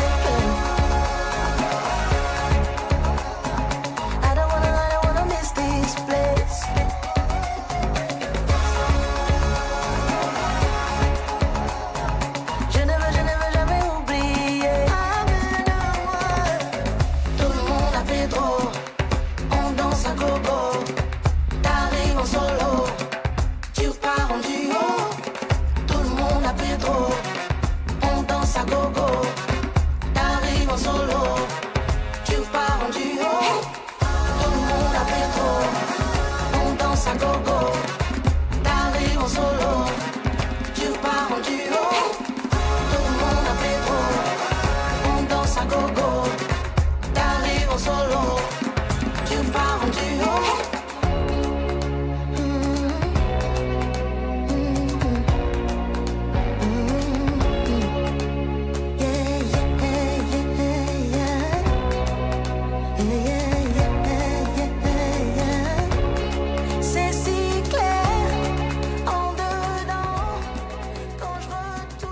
That's Kelly Bada with Jamais Oublié. She'll be performing at the Whoop and Holler Folk Fest in August in Portage-la Prairie. We're at 25 minutes after 7 o'clock here on CBC Radio 1. Let's head to your CBC National Sports Desk. And Scott Regier joining us now. Happy Friday. And to you, Faith. And hoping for a happy Friday for the Bombers as they look for payback tonight, hosting the Stampeders. Yeah, they will, as they face the only team that's beaten them so far this season, Faith. Calgary having done so a couple of weeks ago in Cowtown. It's been quite a start for the Stampeders, who, with another win tonight, heaven forbid, will match their total from last season. Big part of their turnaround has been quarterback Vernon Adams Jr., who's at the helm of the league's second-best offense at the moment. That said, the Bombers have been nearly unbeatable at Princess Auto Stadium. Winnipeg has not lost to Calgary there in the past 8 contests. Now, I'd feel stronger, Faith, about their chances of making it 9 straight tonight if star receiver Dalton Schoen was available, but that will not be the case. Schoen, of course, suffered a terrible ACL injury that cost him most of last season, was felled by a non-contact leg injury in that last game against the Stamps, and he won't be available tonight. He will be replaced by youngster Cody Case, and the guy who will be throwing Case the ball, Zach Claros, shared his thoughts. It's never going to be the same because there's just a lot of things that him and I have done together, on a football field and in practice that kind of is just unspoken, so you don't have to really plan for a lot of it. But yeah, you find different ways, right? And Cody has a different skill set than Dalton does. Excited for him and this opportunity. He's been working, hard for a long time for it, so I think he's going to do really well. And again, he's a great player. Now, Winnipeg's had a full bye week to study film from their loss to the Stamps, so it'll be very interesting, Faith, to see just how they apply their learnings. Kickoff tonight is at 7:30. Plenty of drama as well in the CFL game that went last night. The defending Grey Cup champ Argonauts look to be in control, Faith, in Montreal. But Alouettes quarterback Davis Alexander had other plans. He helped his team score 12 unanswered points in the final quarter, running in for a game-winning touchdown with just over a minute left. Now, when he's been healthy, Alexander's done nothing but win. He's tied Danny McManus's CFL record with 8 victories to start his career. It's amazing. It's pretty cool. I know it's a personal record and all that, but, I love these guys to death, and I would be nothing without them. They know that. We know that as a team. I'm super proud of it, of course. I want the record. I'm not going to lie to you. I want the record, but just super thankful. If and when Alexander breaks the mark for most wins to start a career remains to be seen. He's also proven himself, Faith, to be pretty injury-prone and hurt his hamstring on that game-winning touchdown run last night. Still, he has the Alouettes atop the East while the Argos are at the bottom. Let's finish with golf, where a Hollywood star is in contention at the British Open. That's right, as in Hollywood, Northern Ireland's Rory McIlroy. He's just a few shots back after yesterday's first round, Faith. A far cry from how McIlroy started things back in 2019, the last time the tournament was held at Royal Portrush. At that tournament, McIlroy botched things on opening day and missed the cut. I feel the support of an entire country out there, which is a wonderful position to be in, but at the same time, you don't want to let them down. So there's that little bit of added pressure, but I felt like I dealt with it really well today. Certainly dealt with it better than I did 6 years ago. Just happy to get off to a good start and get myself into the tournament. Only 3 back with 54 holes to go. I'm really happy with where I am. Now, there are other interesting storylines, Faith, developing after day one. Royal Portrush is a highly technical links-style course, so guile is more important than brute strength. As such, golfers over the age of 50 are flourishing. Phil Mickelson, Justin Leonard, Lee Westwood, they're all off to excellent starts. Meanwhile, Canadians are not flourishing. The quartet from this country so far have combined for 26 bogeys and just 7 birdies. Ouch.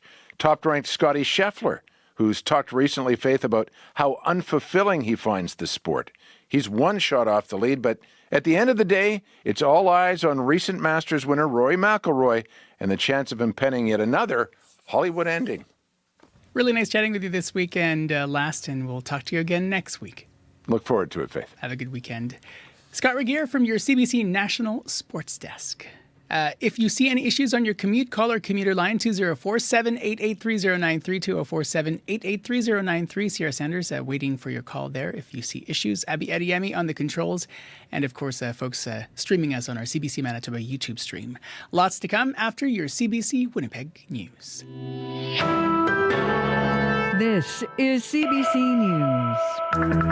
Good morning. I'm Heather Wells in Winnipeg at 7:30. It's 14 degrees. This is more like it. We're getting closer to seasonal. A high today of 25. It will be cloudy through the most of the part of the day, clearing later this evening. The Grand Chief of a Northern First Nation says more wildland firefighters will be needed in fire seasons to come. And the province says that could happen after a review of this year's dramatic fire season. CBC's Matt Humphrey has more. As wildfire bears down on his northern Manitoba communities, Island Lake Grand Chief Alex McDougall thinks more boots on the ground would have been a game changer. We wouldn't have that fire threatening our communities. We wouldn't have these thousands of people of our communities being displaced from their homes. The province says it has around 350 fire rangers. MGEU President Kyle Ross says the number has been largely the same since 2009. Not everybody's going to go and want to jump out of a helicopter and be dropped off in the bush. Natural Resources Minister Ian Bushy says a review of the season could mean more firefighters going forward. And that'll be part of the assessments as well, too. This is now our new normal, potentially, so how do we address that in a really meaningful way? While the evacuation was efficient, Chief McDougall thinks more crews responding quicker could have avoided it altogether. Matt Humphrey, CBC News, Winnipeg. More than 100 volunteers from the American Red Cross have arrived in Winnipeg. They're here to help their Canadian counterparts set up a new congregate shelter at RBC Convention Centre. Melanie Solaire is Vice President of Emergency Management at the Canadian Red Cross. She says they usually turn to hotel rooms for emergency accommodations, but with numerous northern communities at risk of evacuation because of those wildfires, Solaire says something different is needed. When we began to understand that we needed specialized skill sets to run a shelter at this size and magnitude, looked to our counterparts at the American Red Cross, who have literally rosters of hundreds and hundreds of shelter workers who do this throughout the year around the country in a variety of disasters. Solaire says the shelter being set up at the convention centre will be a mega shelter, the first of its kind in Canada. It will be able to accommodate thousands of evacuees if needed. And helping those evacuees pass the time, the University of Winnipeg's working on programming for evacuees staying at the Recplex on campus. More than 400 evacuees are there. Sherry Lynn Skwarchuk is an education professor at the U of W. She's also director of Toy Box Manitoba. It supports parents in improving their children's literacy and numeracy skills. Skwarchuk says Toy Box is piloting a daily hour-long session for evacuee children between the ages of 4 and 13. I see lots of people here with not much to do. I saw a little hopscotch with tape on the floor, and that's about all that I saw in the beginning. I said, we would really like to help, and they welcomed us with open arms. U of W officials say they are working on other initiatives as well, like expanding sports camps and providing donated basketballs and soccer balls to children. The family of a Manitoba inmate who died after being assaulted at the Brandon Correctional Centre is suing the province. Colin James Kempthorne was incarcerated last September after breaching his bail conditions. In a statement of claim, his parents say he was placed in or near a unit with gang members. Kempthorne was not affiliated with a gang. The family claims correctional officers should have known placing him near gang members could put him at risk. Stefan Levirez is the family's lawyer. Ensuring the safety of an inmate is a fundamental principle of the charter, is that they have to have security of the person. So you can't, I'm not trying to trivialize what happened to Mr. Kempthorne or anyone for that matter, but you can't throw a goldfish into a tank with sharks. It's not going to work. The lawsuit says Kempthorne was attacked by 3 inmates. He died after being in a coma from the injuries. None of the allegations in the lawsuit have been tested in court, and no statement of defense has been filed. New documents released could be released as early as today in the Jeffrey Epstein case, with Donald Trump ordering his attorney general to share information. The announcement comes just hours after an explosive new report in the Wall Street Journal about Trump's ties to the convicted sex offender. You can hear more on this story and other national and international news coming up on World Report at 8. The Winnipeg Sea Bears hosted a North End youth basketball team yesterday. Members of Central Storm didn't just shoot hoops at Canada Life Centre. They learned of the importance of braids in Indigenous culture. It stems from an incident at one of their games in May. 12-year-old Brian James was asked by a referee to tuck his braid into his jersey. His mom says he felt like he was being singled out.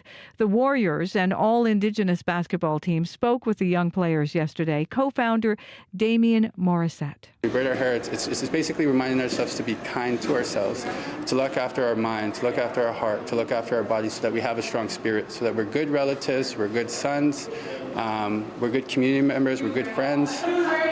So it really is an extension of our spirit. Brian's mother, Cheryl James, is calling for Indigenous cultural training for referees and officials. You can find the latest news updated throughout the day at cbc.ca/Manitoba. All right, thanks very much. Thank you. Heather Wells from your CBC Winnipeg local news desk.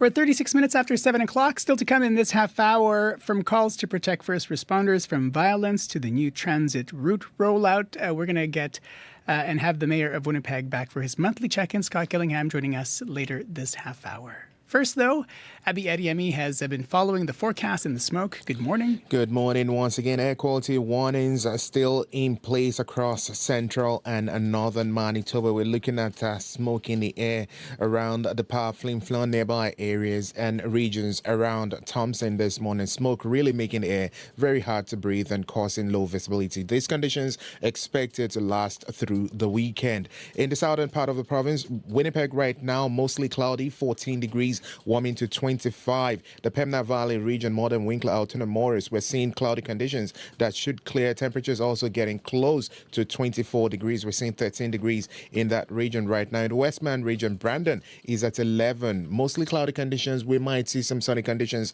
crack through there, warming up to 23. Dauphin is clear at 10 degrees right now, enjoying some sunshine. We'll see a mix of sun and clouds later, high around 22. Gimli is mostly cloudy at 11 degrees, warming to 24, and tracking it into the central, in the north, and into northern Manitoba. We're looking at the powerful inflow nearby areas. Smoky this morning with some sun and clouds in the mix. 14 degrees at this point, warming to 23. Thompson is sunny at 10, warming to a high of 22 degrees with some haze in the air, and Churchill is mostly cloudy at 9 degrees right now. We're going to see only highs get close to 14 degrees for that part of the province. So today, expect mostly cloudy but warm day from south into the northern part of the province. We're going to see southern regions seeing highs around 25 with light winds coming your way, while the north will stay smoky with temperatures just around 12 degrees in some areas and 23 warming in other areas. But air quality still remains a big concern in central and northern Manitoba due to wildfire smoke. So please take care out there. Right now, Winnipeg, we are at 14, rising to a warm high of 25. All right, sounds good. Thank you. Thank you. Abby Adiemi on the controls here. Sierra Sanders is our studio director, and you've been following the commute so far on this Friday. Hello. I have. Good morning. Not much developing on the commuter line this morning. It is a Friday commute, if that's the best way to describe it. But as we heard in sports and by the Winnipeg Blue Bomber sweater that I am wearing this morning, the hint, nudge, nudge. The Bombers are playing tonight at Princess Auto Stadium. So be prepared for some delays in that area this evening, specifically around Pembina and University Crescent. There are some big construction projects going on those roadways, which are some main kind of feeders towards the stadium there. So be patient with your fellow commuters this evening, and if possible, take some active transportation, I should say. I know the Blue Line runs all the way down there to the university, as well as the bike valet is very popular as well with folks. So be patient there, especially if you're on a shuttle with your other Bomber fans there. The shuttles might be a little bit delayed going to and from the stadium this evening. So yes, be aware that there is a game tonight and it will be a little bit busy in that area. On today's commute, though, if there is anything getting in your way, whether you are here in the city or out on the highways, you can give me a call on the CBC commuter line. The number is 204-788-3093. All right, thanks very much. Thank you. Sarah Sanders, our studio director here on the program. I'm Faith Mundal in for Marcy Marcusa. This is Information Radio on CBC Radio 1, 89.3 FM, 990 AM on the app, and of course on our CBC Manitoba YouTube stream. We're at 20 minutes before 8 o'clock. Winnipeg Street, known as a busy hub for transit buses, now has ping pong tables, picnic benches, and murals. After more than 3 decades, Graham Avenue from Fort Street to Hargrave is now a new pedestrian corridor, all part of the city's transportation overhaul, which moved bus routes to Portage. More from the CBC's Jim Agapito.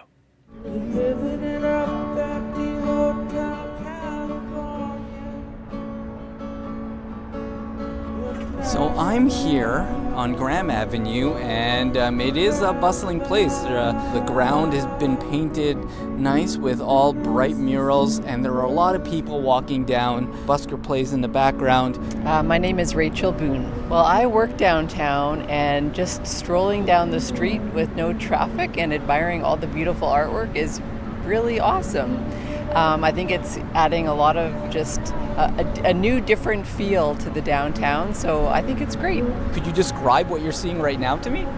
Well, I think there's definitely a lot more people out and about and just enjoying the space and enjoying the beautiful summer day. There's also the farmers market that's happening in front of the Hydro building.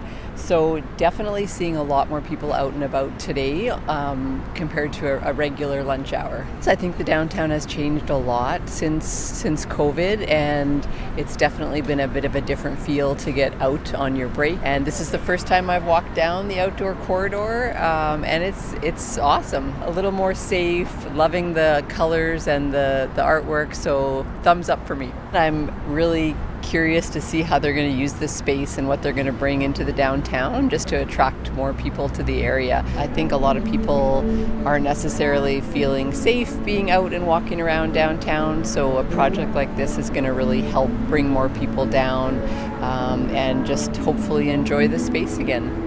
Thank you so much. You're welcome. I mean, it looks like 4 blocks. I'm about to cross Donald, and there's still traffic going through here, but there are these barricades, bright green barricades that stop cars from coming in here. Lisa Calabawi. I'm Cynthia Campbell. Well, let's walk across. What do you think about this new corridor that we have here? We were actually just discussing it. It's pretty. Definitely like the looks of it, and coming down here is quite nice, but we were talking about the traffic and the buses being rerouted.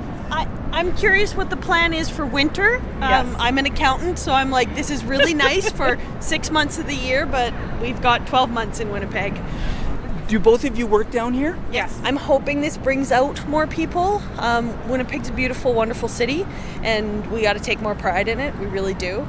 Yeah, no, I would agree. I know we walk lunch hours, and there's always a lot of foot traffic, whether this was on or not, but hopefully it does encourage a lot more traffic down here. I just got to point something out. There are benches here, park benches here, and how does that make you feel? Like, does that make you want to come out here and maybe eat lunch and hang out here?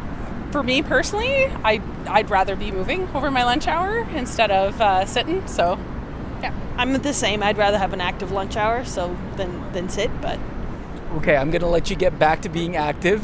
But what does this do for a place like Winnipeg? Hopefully it brings us out. Hopefully it gives us that sense of pride. I do think, though, we are our own worst enemy, so I'm hoping this makes people think twice and enjoy it a little more.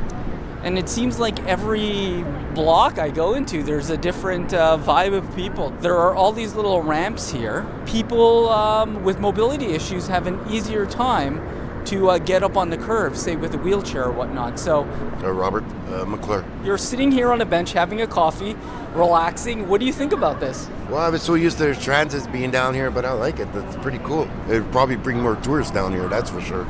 Is it something that you'd like to do and hang out here more in the summer? Oh, for sure. They just got to beef up more security here, that's all. Yeah, so do you feel safer now that there's so many people here? Yeah, should do it like at Christmas time, decorate it like Christmas style. You know, do it the holiday seasons, you know, like Halloween, Christmas, all that kind of stuff. I'm crossing over to closer to True North Square, and I can tell you here, there are hundreds of people here. Now, I actually heard about this, that they were going to have ping pong tables here, and there's actually a ping pong table here near Hargrave and Graham. Really interesting that they would have this. My name is Brittany Carrasco. And I noticed that you have a bike. How do you feel about having this just open for pedestrians and bicycles?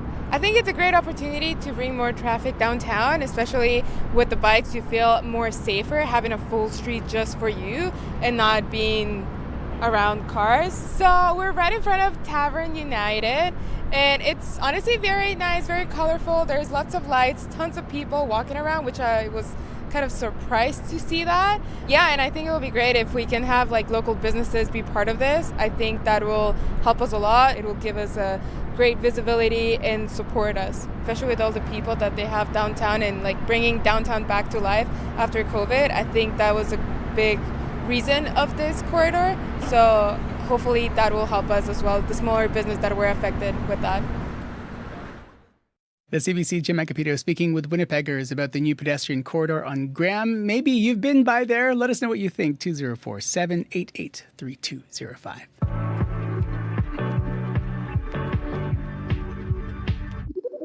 On This is Manitoba, we celebrate who we are, and we lean into the challenges here that can make this place even better. I'm Marcy Marcusa, host of This is Manitoba. On the podcast, we tackle one topic in a new episode every Friday. It's always about us, the news, and the people here. Get into some local listening. Find and follow This is Manitoba wherever you get your podcasts. 14 minutes before 8 o'clock here on CBC Radio 1. And time now to check in with Scott Gillingham, the mayor of Manitoba's biggest city, for his monthly chat. Good morning, magandang umaga. Welcome back. Good morning, Faith. Thanks for having me. Daniel McIntyre Councillor Cindy Gilroy put forward a motion intended to ban encampments from places where families gather, spray pads, community gardens, and playgrounds. This isn't out of lack of compassion. This is out of frustration of inaction. We have been having major issues around finding needles, finding drug paraphernalia, and things that quite simply can, if a child gets a hold of it, can easily die from. And so I've been struggling to fight this battle with the city, and I just, it's a real struggle. And last week, of course, there was a woman that was attacked by a hammer with people that were in an encampment at a park of mine, and 6 children witnessed this. So we really need to look at what we can do in protecting our vulnerable children from witnessing and seeing some of the issues that we're seeing within encampments. Mayor Gillingham, those are similar frustrations that you share, but you also talked about the legal implications. And what do you make of all of this? Yeah, you're right, Faith. I do share Councillor Gilroy's frustrations. I want to thank her because she certainly has been on the front lines of experiencing the impact of homelessness in camps in parks near playgrounds. So we have to make sure that, yes, we're helping people who are homeless, but we can't do it, frankly, at the expense of our children. And so I'm glad to work with the councillor and our city staff to try to find a way to limit where encampments can go. Now, all that being said, you're right. When we look at other cities across Canada who have tried to ban tents from certain areas, in some cases they face legal challenges, and so the city in those places at times had to reverse their council policy and decision. So all that to say, working right now with Councillor Gilroy and our legal staff to see what we can do. And I don't mind us pushing the envelope a little bit because we've got to protect we've got to protect playgrounds and parks to ensure that our kids can go and play without any concern. This is, of course, part of a bigger thing, which includes the province. Are you satisfied with the province's progress on moving folks from encampments to housing? Yeah, the city's partnering with the Your Way Home strategy, which is the provincial strategy. I'm not satisfied with the speed at which we're getting housing made available. We need housing so people have a place to move from encampment into housing with wraparound supports. And I'm frustrated with how long it's taking, but I don't think I'm alone. I think if you speak to people at the province, they may tell you the same thing. It's frustrating to see, days go by and months go by without the kind of progress that we really want to see. So what needs to happen, though, the frustration is around the lack of housing units available. There's really, in one sense, if we don't have housing units available and you move people around, you're just pushing encampments from one neighborhood to the other. And so it is an ongoing frustration, an ongoing challenge, but that doesn't mean we're not working on it. We will continue to work together. The city will work with the province. I'll certainly be working with Councillor Gilroy and others to try to find solutions here. More to come. The president of the union representing Winnipeg firefighters has been in the news, concerned about violence against firefighters. So we've had a number of incidents over the weekend, and unfortunately, this is just becoming a norm for us. The first occurred when firefighters were responding to a vehicle on fire. They arrived on scene. The officer stepped out of the truck, and as the crew was working to extinguish the car fire, he was struck in the face with a metal pole. Over the weekend, just days after that, we had an incident where crews entered a suite. They were responding to a medical call, response to an overdose. They woke the individual when assessing him, and he pulled out a large knife and threatened to kill the crew. Unfortunately, they weren't able to extract themselves from that scene. They were already engaged in patient care, and they were forced to disarm and restrain that individual. And from yesterday to today, I've received the subsequent report of a crew member who was struck, punched in the stomach while doing an assessment, and then just yesterday, another crew had to extract themselves from a scene when they had a knife pulled. That's, of course, from earlier this week, Nick Casper wanting legislative changes to increase penalties for assaulting a first responder, something Manitoba's Justice Minister supports, and I know you do as well. How do you plan to see this through, since the criminal code is essentially federal jurisdiction?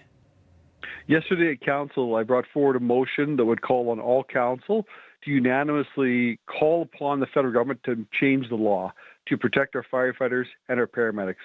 We have to protect our firefighters and paramedics in this city and across this nation.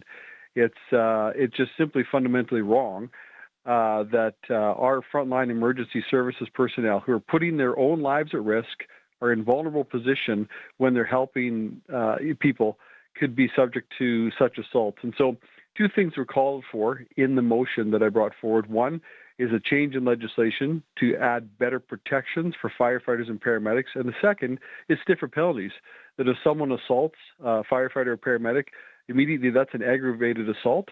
It's similar to legislation that peace officers are afforded. And so I agree with Nick Casper and the UFFW team. Our chief of fire paramedic, Christian Schmidt, and his team agree as well. And MGU that oversees and is the union for our paramedics and council, we're all in agreement. There's got to be different legislation to protect our firefighters and paramedics. People might be feeling deja vu because Bill C-345, which is an act similar to what you're describing there, essentially died when the 44th session of Parliament dissolved in January. How confident are you that this will be a big enough priority for this session? I think you're right, Faith, to point that out. And I think because the bill was making its way through Parliament, I'm hoping that, in essence, they can just kind of pick up where they left off. This is one where I can't imagine that there'd be anything except all party support. These are our men and women on the front lines of protecting us and responding to our emergencies, so they need to be protected. Lots to talk about here, including transit. The network has had some mixed reviews. We've heard from frustrated Winnipeggers talking about how much longer it's taking them to get around, some calling it a failure. What grade would you give the rollout? I don't know if I grade it yet. I think we knew that there'd be bumps with this rollout. It's the biggest change in transit's 142-year history. And so the new primary network has been operational now for a couple of weeks. In some cases, it improves service for a lot of Winnipeggers, and in some cases, as you say, people now have to transfer where they didn't before. What we do ask for Winnipeggers and for transit users is to please report on how it's going. Please give feedback, because there will be a time coming when we make some adjustments and tweaks to the system. But we need to have the feedback. And so I thank riders for their patience. I thank them for responding to the City of Winnipeg, request for feedback. And you can do that Winnipeg.ca, the 311. There's a form you can fill out. It's not a big form. It's just simply a field that asks you to describe your experience with transit. We're going to take that feedback that comes over the next several weeks and months and modify and adjust things as needed. Mayor Gillingham, let's talk about photo radar now. This was on the council agenda yesterday. 5 years ago, a CBC analysis showed where mobile photo radar vehicles were placed, which is at the discretion of the company, focused on locations that don't necessarily have the worst safety track records, but generate a lot of revenue. As you look to renew the contract, should the city and police have more say on where mobile cameras are placed? I think ultimately, whatever it takes to ensure that mobile radar and the traffic cameras that are red lights produce safer streets. That's the goal. This I've said all along, and I know some people are see it differently. It can't be about revenue. It's got to be about safety. It's got to be about safer streets. And so whatever analysis has to be done of photo radar and whatever placement of photo radar needs to be looked at to ensure the streets are safer. That's what we have to focus on, because this has got to improve the safety of our streets. Could that mean a specific thing in the contract that says the city and the police have that power to dictate where it goes? I think, given the police for sure, I don't think it should be political in any way, but those decisions shouldn't be made by politicians or even, frankly, administration. I think the location of photo radar has got to be based on analysis of where there are problems with safety on the streets, and we want to strategically use that tool in such a way that it enhances the operation of our streets and makes things safer for all. Time goes by so fast. I don't know how you and Marcy talk about so many things. Well, you did well, Faith. We covered a lot of ground today, I think. Before you go, I got to ask you, we're the halfway point through the summer? Have you been enjoying it so far? I have been. Unfortunately, not to put it down, or just the smoke around from the wildfires, and of course that makes us think about our neighbors who've had to move from northern Manitoba, into southern Manitoba to escape the wildfires.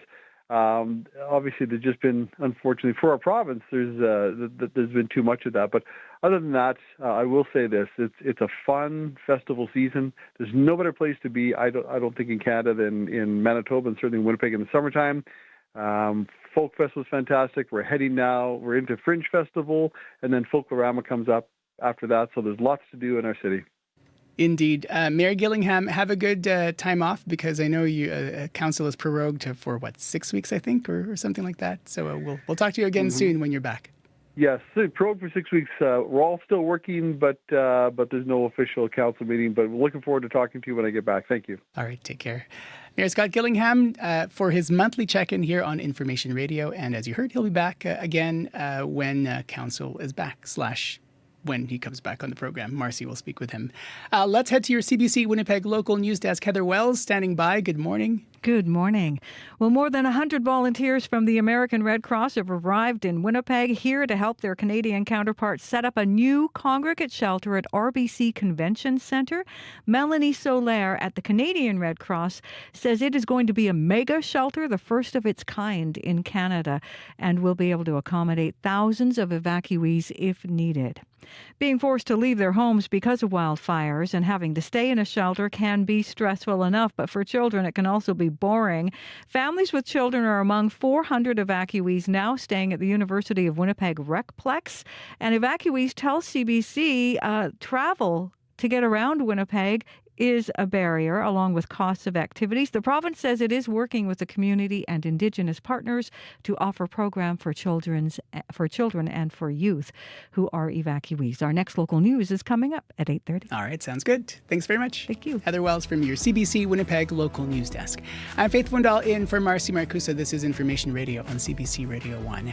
Still to come, we'll speak with an MMIW advocate about the end of the Prairie Green landfill search and what needs to change as the search transfers over to the Brady Road landfill. Stay tuned. World Report is standing by.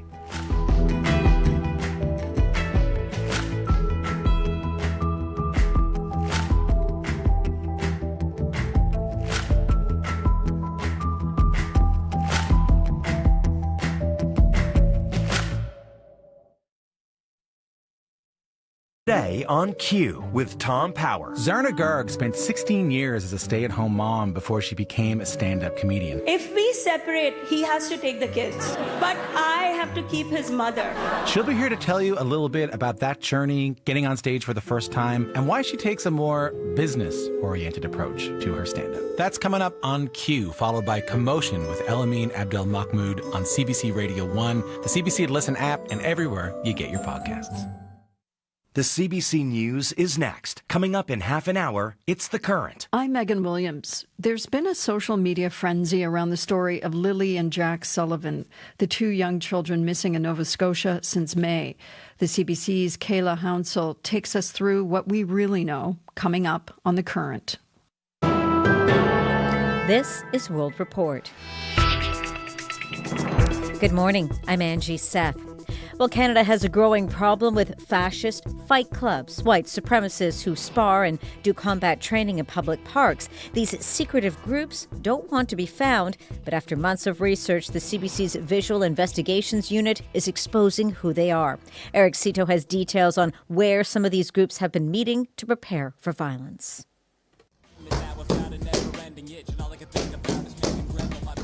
Videos show masked men in black sparring in parks and gyms. But these male-focused fascist fight clubs, known as active clubs, have taken great care to hide their locations and their identities. They're part of a global movement of white nationalists mobilizing in Canada, promoting white supremacist ideals, while preparing for what experts like Mac Lamoureux from the think tank Institute of Strategic Dialogue believe is an upcoming race war. Anytime you have a group that is training for violence and organized around a virulently racist ideology, the potential for violence and the potential for something catastrophic to happen is extremely high. Using clues from one active club called Nationalist 13 out of Hamilton, Ontario, CBC was able to ID members and locate exact training locations.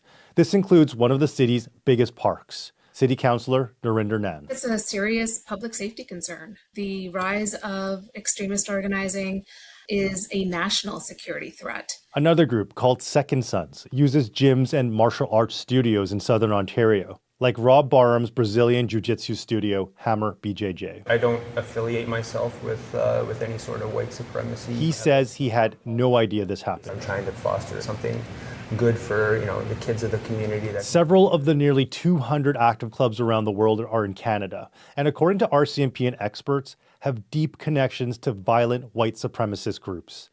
Nationalist 13 and Second Sons did not respond to CBC's request for comment. Eric Cito, CBC News, Toronto. And you can learn more about what these fascist fight clubs are and which public spaces they've been using on our website, cbcnews.ca. Well, a new report looking at the wildfire that devastated Jasper, Alberta last summer says the province's actions hampered fire crews' efforts to control the flames. The report was commissioned by the town of Jasper.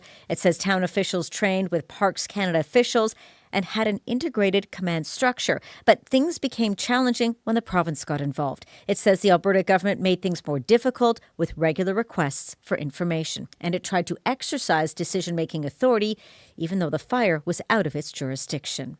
South of the border now, U.S. President Donald Trump has ordered his attorney general to release more documents from the Jeffrey Epstein case, and they could be made public as early as today. Trump's order came after a new report in the Wall Street Journal. It claims to offer new details about his relationship with a convicted sex offender. For more on this, let's go to Nick Harper in Washington. So, Nick, what's in this report? Well, this exclusive reporting from the Wall Street Journal centres around Jeffrey Epstein's 50th birthday back in 2003. A book was created, made up of letters from Epstein's friends and associates, and included in that book is a letter reportedly written and signed by Donald Trump. The Journal describes the letter as bawdy. It includes a hand-drawn picture of a naked woman and the lines, "We have certain things in common, Jeffrey. Happy birthday, and may every day be another wonderful secret." Of course, President Trump has long tried to distance himself from Epstein. However, we know that they did spend time together. There are photos of them together, including on more than one occasion at Mar-a-Lago in Florida. Now, in an interview with the Wall Street Journal, Trump called this letter a fake thing, adding, "I never wrote a picture in my my life. I don't draw pictures of women. It's not my language. It's not my words. Now, CBC News has not seen this letter, but we understand that the Attorney General could possibly be sharing more information. So what has she been ordered to release? Well, in a social media post late last night, President Trump wrote, "Based on the ridiculous amount of publicity given to Jeffrey Epstein, I have asked Attorney General Pam Bondi to produce any pertinent grand jury testimony," and she is now petitioning a court in New York to unseal the grand jury transcripts. Those relate to his indictment in 2019 on child sex trafficking charges shortly before his death. Now, normally, grand jury transcripts are meant to remain secret. If they are released, they would be narrow in scope. They would not include his prosecution more than a decade earlier for soliciting a minor. But Donald Trump is under growing pressure from his own MAGA base to publicly release more files. And the Justice Department has already said there is no incriminating client list among the Epstein files and had ruled out disclosing any more information, saying it would not be appropriate. Nick Harper in Washington for us. Thank you, Nick. You're welcome. Well, Brazil's federal police have searched the house and political headquarters of former President Jair Bolsonaro. According to local media, he has also been ordered to wear an ankle bracelet because there are concerns he has plans to flee the country. The courts have reportedly told Bolsonaro to stop using social media and seize communications with his son. Bolsonaro has been charged with plotting a coup after losing Brazil's 2022 election. The European Union approved its 18th package of sanctions against Russia this morning in response to the war in Ukraine. The EU's foreign policy chief describes it as one of the union's strongest sanction packages against Moscow to date. It targets Russia's banking, energy, and military-industrial sectors. Here's more from Anna Cunningham. It's taken 2 months, but the EU has now approved fresh sanctions against Russia. The European Commission President Ursula von der Leyen says we are striking at the heart of Russia's war machine. We are seeing a big threat, and the threat is Russia, says German Chancellor Friedrich Merz, but he also warns this threat is not only on Ukraine, it's on our peace, on our freedom, on the political order of Europe. Key measures in these new EU sanctions against Russia include the lowering of the G7 price cap for crude oil, a drop from $60 to $47.6 per barrel, aimed at reducing Russia's revenue from this source. There's also a ban on refined petroleum products made from Russian crude oil obtained in a third country, closing an existing loophole. New transactions related to the Nord Stream gas pipeline are now banned. Although no Russian gas currently flows through the two Nord Stream Baltic Sea underwater pipelines connecting Russia and Germany, this ban aims to prevent any future resumption. Russia's so-called shadow fleet of ships, vessels believed to carry Russian oil circumventing EU sanctions, are also included, with an additional 100 new vessels banned from accessing ports and ship-to-ship transfers in the EU bloc. Ukrainian President Volodymyr Zelensky welcomes the new sanctions, calling them essential and timely as Russia intensifies its strikes on the country. Anna Cunningham, CBC News, London. And finally, we turn to Alberta, where the province there has close to 1,400 reported cases of measles, the highest in the country per capita. Some vulnerable residents are so concerned they're now changing their approach to summertime activities. Julia Wong reports. With 4 kids, Carla Jacobson has a lot on the go. On top of that, the Edmonton woman is also being mindful of Alberta's growing measles outbreak. It's a little scary for sure. Jacobson's 1-year-old has only 1 dose of the vaccine. Her 11-day-old baby will have to wait months to get her first shot. So Jacobson is being cautious about the family's summer plans. You know, I don't really need to go to the mall. We have plenty of stuff to be able to do outside. It's a similar situation for Barry Gibson. The Alberta man is fighting multiple myeloma, a blood cancer. A stem cell transplant wiped out his immunity, but he cannot get the measles vaccine again because it's a live vaccine. It makes me very nervous. I'm a little bit of an isolator. He says he has no plans to partake in summer festivals or gatherings. Vulnerable people are more at risk of the measles, says infectious diseases specialist Dr. Stan Houston. They can't fight the virus. Pneumonia, encephalitis, and death are substantially more common across a broad spectrum of the different degrees of immune suppression. He says this group should be practical about what they do this summer. Outdoor festivals would be the least risky places. Whereas going to a bar with low ceilings in the winter when everything's shut down, places like that would be much more infectious. The Alberta government says it recommends anyone attending large gatherings ensure their immunizations are up to date, practice good hand hygiene, and stay home if they're not feeling well. Julia Wong, CBC News, Edmonton.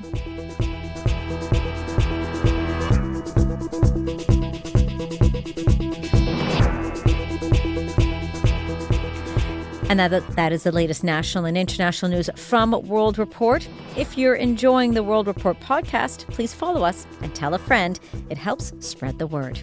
I'm Angie Seth. This is CBC News.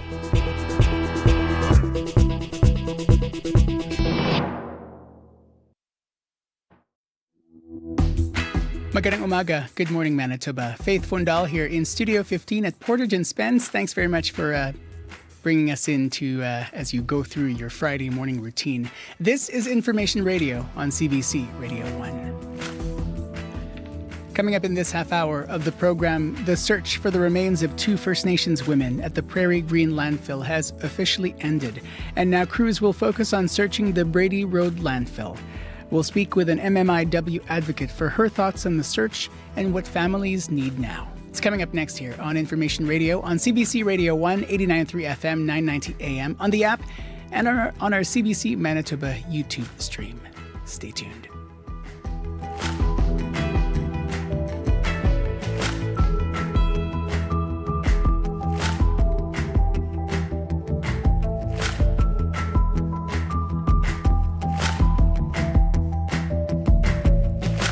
Eleven minutes after 8 o'clock here on CBC Radio 1. Let's head to your CBC Winnipeg local news desk, and Heather Wells joining us now. Good morning. Good morning. The family of a Manitoba inmate who died after being assaulted at the Brandon Correctional Centre is suing the province. Colin James Kempthorne was incarcerated last September after breaching his bail conditions. In a statement of claim, his parents say he was placed in or near a unit with gang members. Kempthorne was not affiliated with the gang. The lawsuit says he was attacked by 3 inmates and died after being in a coma. We'll hear more about that. And Winnipeg's mayor says he is frustrated with the pace at which the province is building new housing. We'll hear from Scott Gillingham in our next local news at 8:30. All right, thanks very much. Thank you. That's Heather Wells from your CBC Winnipeg local news desk. Also on the news desk this morning, Aaron Broman, Darren Bernhard, and Matt Humphrey as well. Let's say hello to Abby Adiemi, who's been following the forecast and the smoke. Yeah, warm and cloudy across board, but the smoke is a concern this morning in central and northern regions of the province. Air quality statement still remains in effect. The smoke is impacting regions around the Power, Flin Flon, Thompson. Smoke will be reducing visibility and even affecting your breathing, so you need to take care if this comes your way. Right now, Winnipeg, 15 degrees. It's cloudy outside. It's going to stay cloudy through the day. We warm up to 25, and it may feel a little humid this afternoon with light winds coming from the south. We will be warming up to 25 today, and that's what most southern parts of the province would look like this morning. Up north, we'll see temperatures around 13 degrees. All right, thanks very much. Thank you. Abby Adiemi on the controls today. Sierra Sanders following the commute. Hello. Good morning, Faith. It is, in fact, a Friday commute. I feel like that's the best description for today. Friday. As you can tell, we're quite excited about Friday around here. Nothing developing out there so far on your commute this morning. If that's not the case, though, and there's something that's slowing you down or getting in your way, or if something good is happening, I don't know. I'm here for the good and bad, honestly. I'd love to hear about it. You can give me a call on the CBC commuter line. That number is 204-788-3093.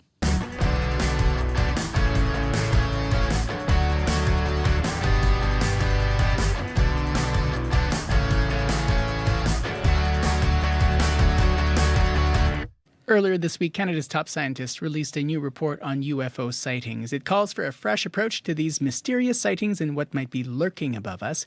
The report advocates for the creation of a federal body to investigate these phenomena while also pushing to end the stigma that surrounds them.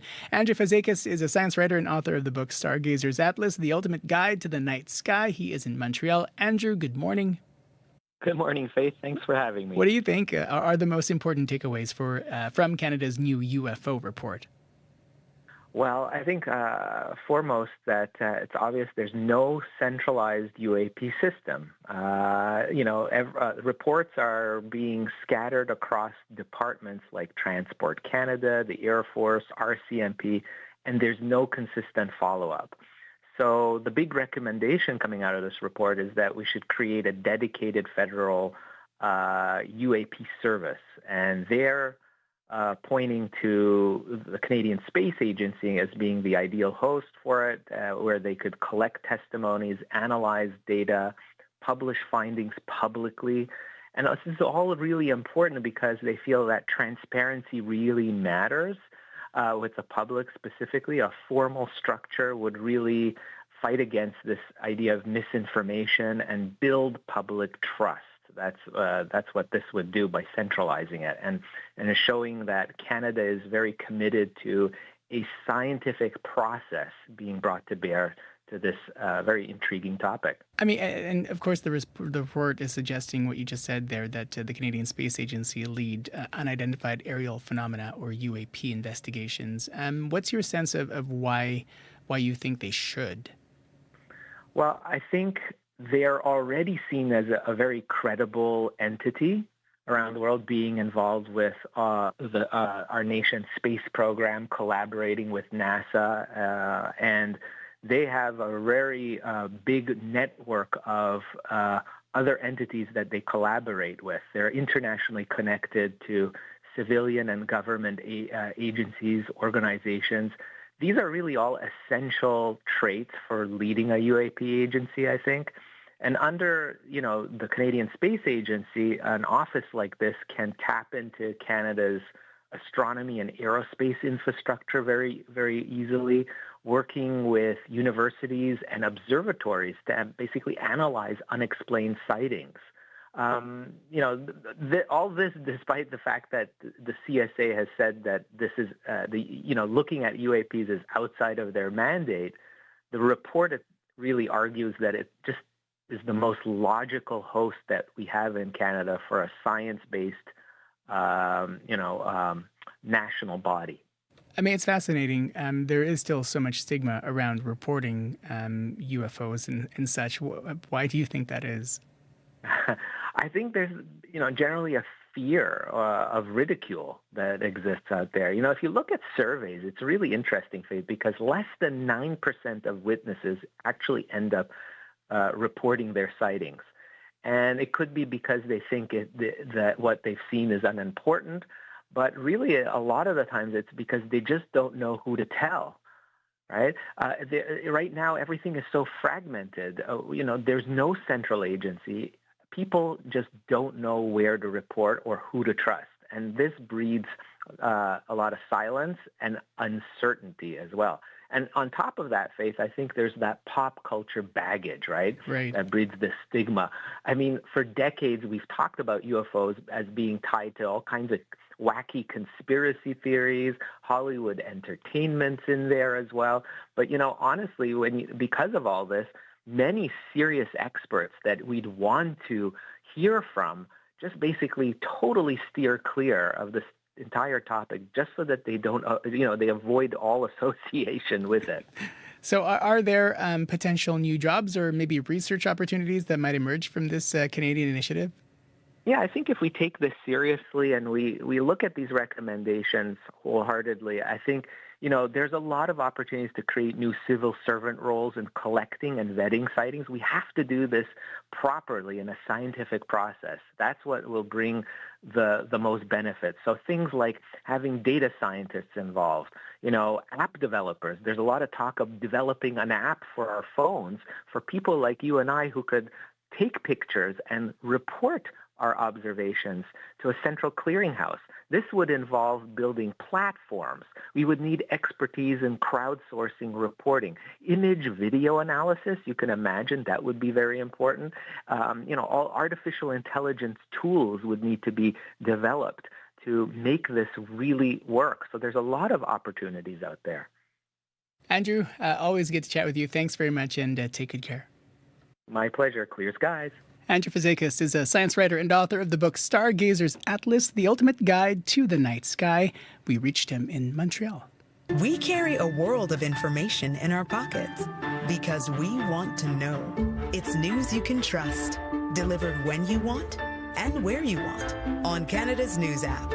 Now with CBC Radio 1, local and live. Download the CBC News app for free. Coming up to 20 minutes after 8 o'clock here on CBC Radio 1. The search at the Prairie Green landfill is officially over. It is where crews had been searching for the remains of Morgan Harris and Mercedes Myron. Families in the search teams held private ceremonies in Morgan and Mercedes' honor. The focus now shifts to the Brady Road landfill to look for the remains of Ashley Shingoose. Hilda Anderson-Pierce is chair of the National Family and Survivors Circle and advocate for families of missing and murdered Indigenous women and girls. She's joining us now on the line from Geneva. Hilda, welcome to the program. Welcome back. Thank you so much for having me today. How are you feeling about the conclusion of the Prairie Green landfill search?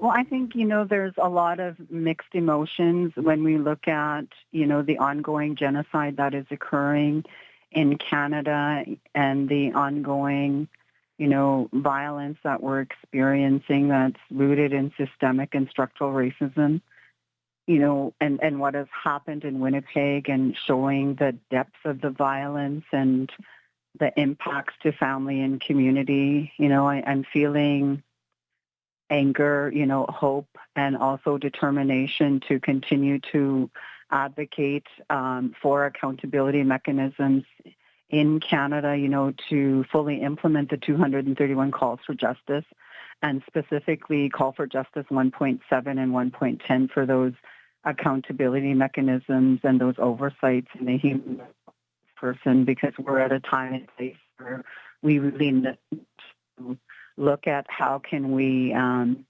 change these systems and embed policy and legislation for the safety, security, and the healing and well-being of Indigenous women, girls, and Two-Spirit and gender diverse people in Canada. And part of that as well may include changes to future searches of missing and murdered Indigenous women, girls, and Two-Spirited folks. Is it clear to you what changes you'd like to see happen? Well, I think, we need to look at the systemic racism within policing. This is where it's ultimately stemming from. If we hold these systems to account, we wouldn't be having to fight on the front lines. Families wouldn't have to be advocating on the front lines for the dignity, of their loved ones, to bring them home, to honor them in ceremony, and to search for them.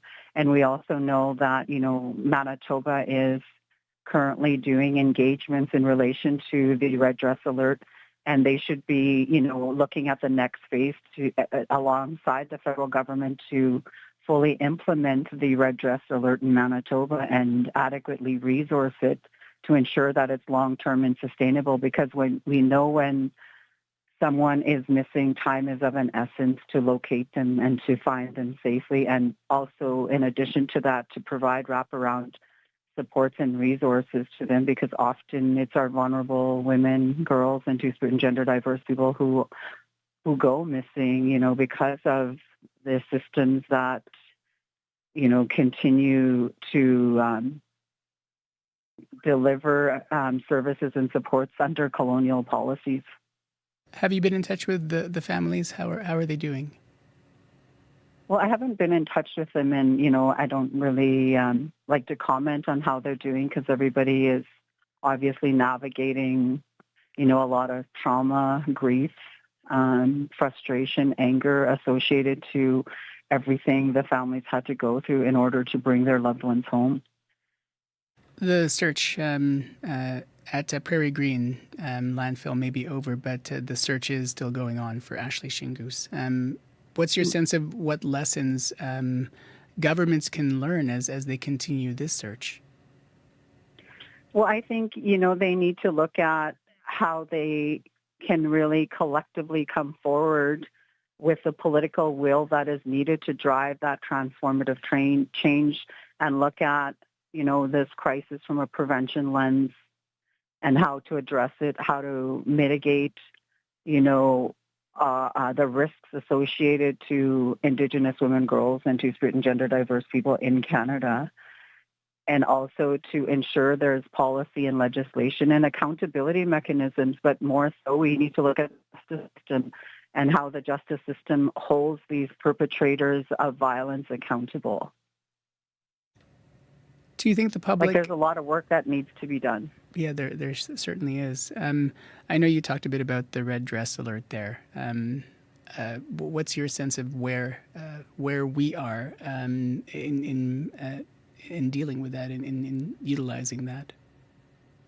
Well, I think, when you look at Manitoba is leading, in the initiative with the red dress alert by piloting it and doing engagements with various groups and impacted family members and survivors and Two-Spirit and gender diverse people and service providers. So they're taking a very broad lens as to what this red dress alert can look like, from not only from, those who are directly impacted, but service delivery and governments as well. So I think, this is an important path forward, but the concerns I have is that after the engagements are completed and they had an interim report and the final report is done, that it won't be adequately resourced, and we'll be, fighting for those resources, because what the red dress alert means in this country is very powerful for Indigenous women, girls, and gender. We're talking about this because a big push is to stop. I think we might have some phone issues there. Hilda, are you still there? I think we may have lost Hilda. We'll see if we can perhaps get Hilda back on the line here. Hilda Anderson Pierce is chair of the National Family and Survivors Circle. We're speaking with her as we hear more about the end of the Prairie Green landfill search. It's now officially over. It has been where crews have been searching for the remains of Morgan Harris and Mercedes Myron. The focus now shifts to Brady Road landfill to look for the remains of Ashley Shingoose. Hilda Anderson Pierce, chair of the National Family and Survivors Circle, joining us from Geneva. I wonder, Hilda, what do you think the public needs to know when you consider the plight of missing and murdered Indigenous women and girls and two-spirited folks in this country? Well, I think what I would say to the public is, what if this was your daughter, your mother, your sister, your auntie, your cousin, your grandmother? What would you do to look for them? How would you lobby governments? There cannot be a two-tier system in Canada, one for Indigenous women where we're devalued, and one for the rest of society. I think there has to be a lot of empathy in this country to drive meaningful change and to lobby, all levels of government to adequately resource and fund, supports and services that are led by Indigenous women, girls, and Two-Spirit and gender diverse people, that are rooted in Indigenous ways of being, knowing, and doing, because we have to feel connected to supports and resources. If we're going to drive meaningful change, it has to come from the lens of Indigenous people. We hold the solutions, and the National Inquiry final report into missing and murdered Indigenous women and girls provided the framework in relation to the 231 calls for justice, which are all rooted in human rights instruments. Hilda, I mentioned that you're in Geneva right now. What brings you all the way over there? Well, when we see the lack of change and movement within our own country, we bring things to international platforms to garner that public support, to garner awareness, to hold Canada accountable on a world stage, because many people do not recognize, the genocide that is ongoing in Canada on a world platform. So we're here to network, to do interventions, to meet with key individuals where we can inform them and ask, for the UNDRIP framework to impact the implementation of the 231 calls for justice and move it along a lot faster than what is happening right now in Canada. So it's, adding international pressures to Canada. Hilda, thanks for making time and space today, and take care. Safe travels back. Okay. Thank you so much. Bye-bye. That is Hilda Anderson Pierce, chair of the National Family and Survivors Circle. She joined us from Geneva, Switzerland this morning. Jarrett Martineau hosts Reclaimed, in an hour, you could hear everything from powwow music to like a soft acoustic ballad to an electronic record to like a dub track, all in the same hour from an Indigenous artist from any part of the world. Eclecticism is an overused word, obviously, but I think the sheer diversity that gets represented on the show is something that's totally unique. Reclaimed with Jarrett Martineau. Available now on CBC Listen. 29 minutes after 8 o'clock here on CBC Radio 1, 89.3 FM, 990 AM, on the app, and of course on our CBC Manitoba YouTube stream. On today's Radio Noon call-in, after your 12:30 CBC Winnipeg News, they're talking all things gardening. So bring your gardening questions and comments to the phone lines today. Sylvia Grantham from the Selkirk Horticultural Society joins host Marjorie Dowhouse on today's gardening call-in. You can join the conversation just after 12:30. We'll give you a full look at your weather forecast, including the smoke advisories around the province, and give you a last look at your commute. 204-788-3093 if you see any issues. 204-788-3093. Your CBC Winnipeg News is next. This is CBC News. Good morning. I'm Heather Wells in Winnipeg. At 8:30, it is 15 degrees. We're going to climb close to seasonal, a high today of 25, mostly cloudy throughout the day. Winnipeg's mayor is criticizing the province for its slow pace of building new housing. The city councillor for Daniel McIntyre, Cindy Gilroy, wants to ban encampments in places families and children gather. Places like spray pads, community gardens, and playgrounds. Scott Gillingham says the city is in partnership with the provincial government to get people off the streets. Still, the mayor admits it is slow going. To see, days go by and months go by without the kind of progress that we really want to see. So what needs to happen, though, the frustration is around the lack of housing units available. If we don't have housing units available and you move people around, you're just pushing encampments from one neighborhood to the other. Councillor Gilroy's motion comes after a mother was attacked with a hammer while walking by an encampment in the Daniel McIntyre ward. The councillor says needles and other dangerous refuse are being found in parks as well. The family of a Manitoba inmate who died after being assaulted at Brandon's Correctional Centre is suing the province. Colin James Kempthorne was incarcerated last September after breaching his bail conditions. In a statement of claim, his parents say he was placed in or near a unit with gang members. Kempthorne was not affiliated with a gang. The family claims correctional officers should have known placing him near gang members could put him at risk. Stéphane Liberis is the family's lawyer. Ensuring the safety of an inmate is a fundamental principle of the charter. Is that they have to have security of the person. So you can't, I'm not trying to trivialize what happened to Mr. Kempthorne or anyone for that matter, but you can't throw a goldfish into a tank with sharks. It's not going to work. The lawsuit says Kempthorne was attacked by 3 inmates. He died after being in a coma from the injuries. None of the allegations in the lawsuit have been tested in court, and no statement of defense has been filed. Island Lake Grand Chief Alex McDougall thinks having more wildland firefighters ready to go could have avoided the evacuation of his communities. He says the current policy is to watch a forest fire and see what it does. But McDougall thinks had crews gone in to extinguish a fire right away, his people would be home right now. It would have avoided the evacuation of these thousands of people that are in large urban centers in Winnipeg and other surrounding communities in the province. Manitoba's Natural Resources Minister says a review of this year's fire season is coming, and as climate change continues, the province will have to examine the number of wildland firefighters it has and how they're used. More than 100 volunteers from the American Red Cross have arrived in Winnipeg, here to help their Canadian counterparts set up a new congregate shelter at RBC Convention Centre. Melanie Solaire at the Canadian Red Cross says they usually turn to hotel rooms for emergency accommodations, but with numerous northern communities at risk of evacuating because of wildfires, Solaire says something different is needed. When we began to understand that we needed specialized skill sets to run a shelter at this size and magnitude, look to our counterparts at the American Red Cross, who have literally rosters of hundreds and hundreds of shelter workers who do this throughout the year around the country in a variety of disasters. Soler says the shelter being set up at the convention center will be a mega shelter, the first of its kind in Canada. It will be able to accommodate thousands of evacuees if needed. Being forced to leave their homes because of wildfires and having to stay in a shelter can be traumatic and stressful, and for the children, it can be boring.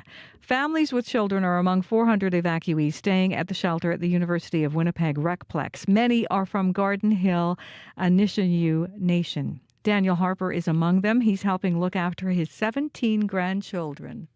Totally they are. They said that we're bored, but we can't take them anywhere.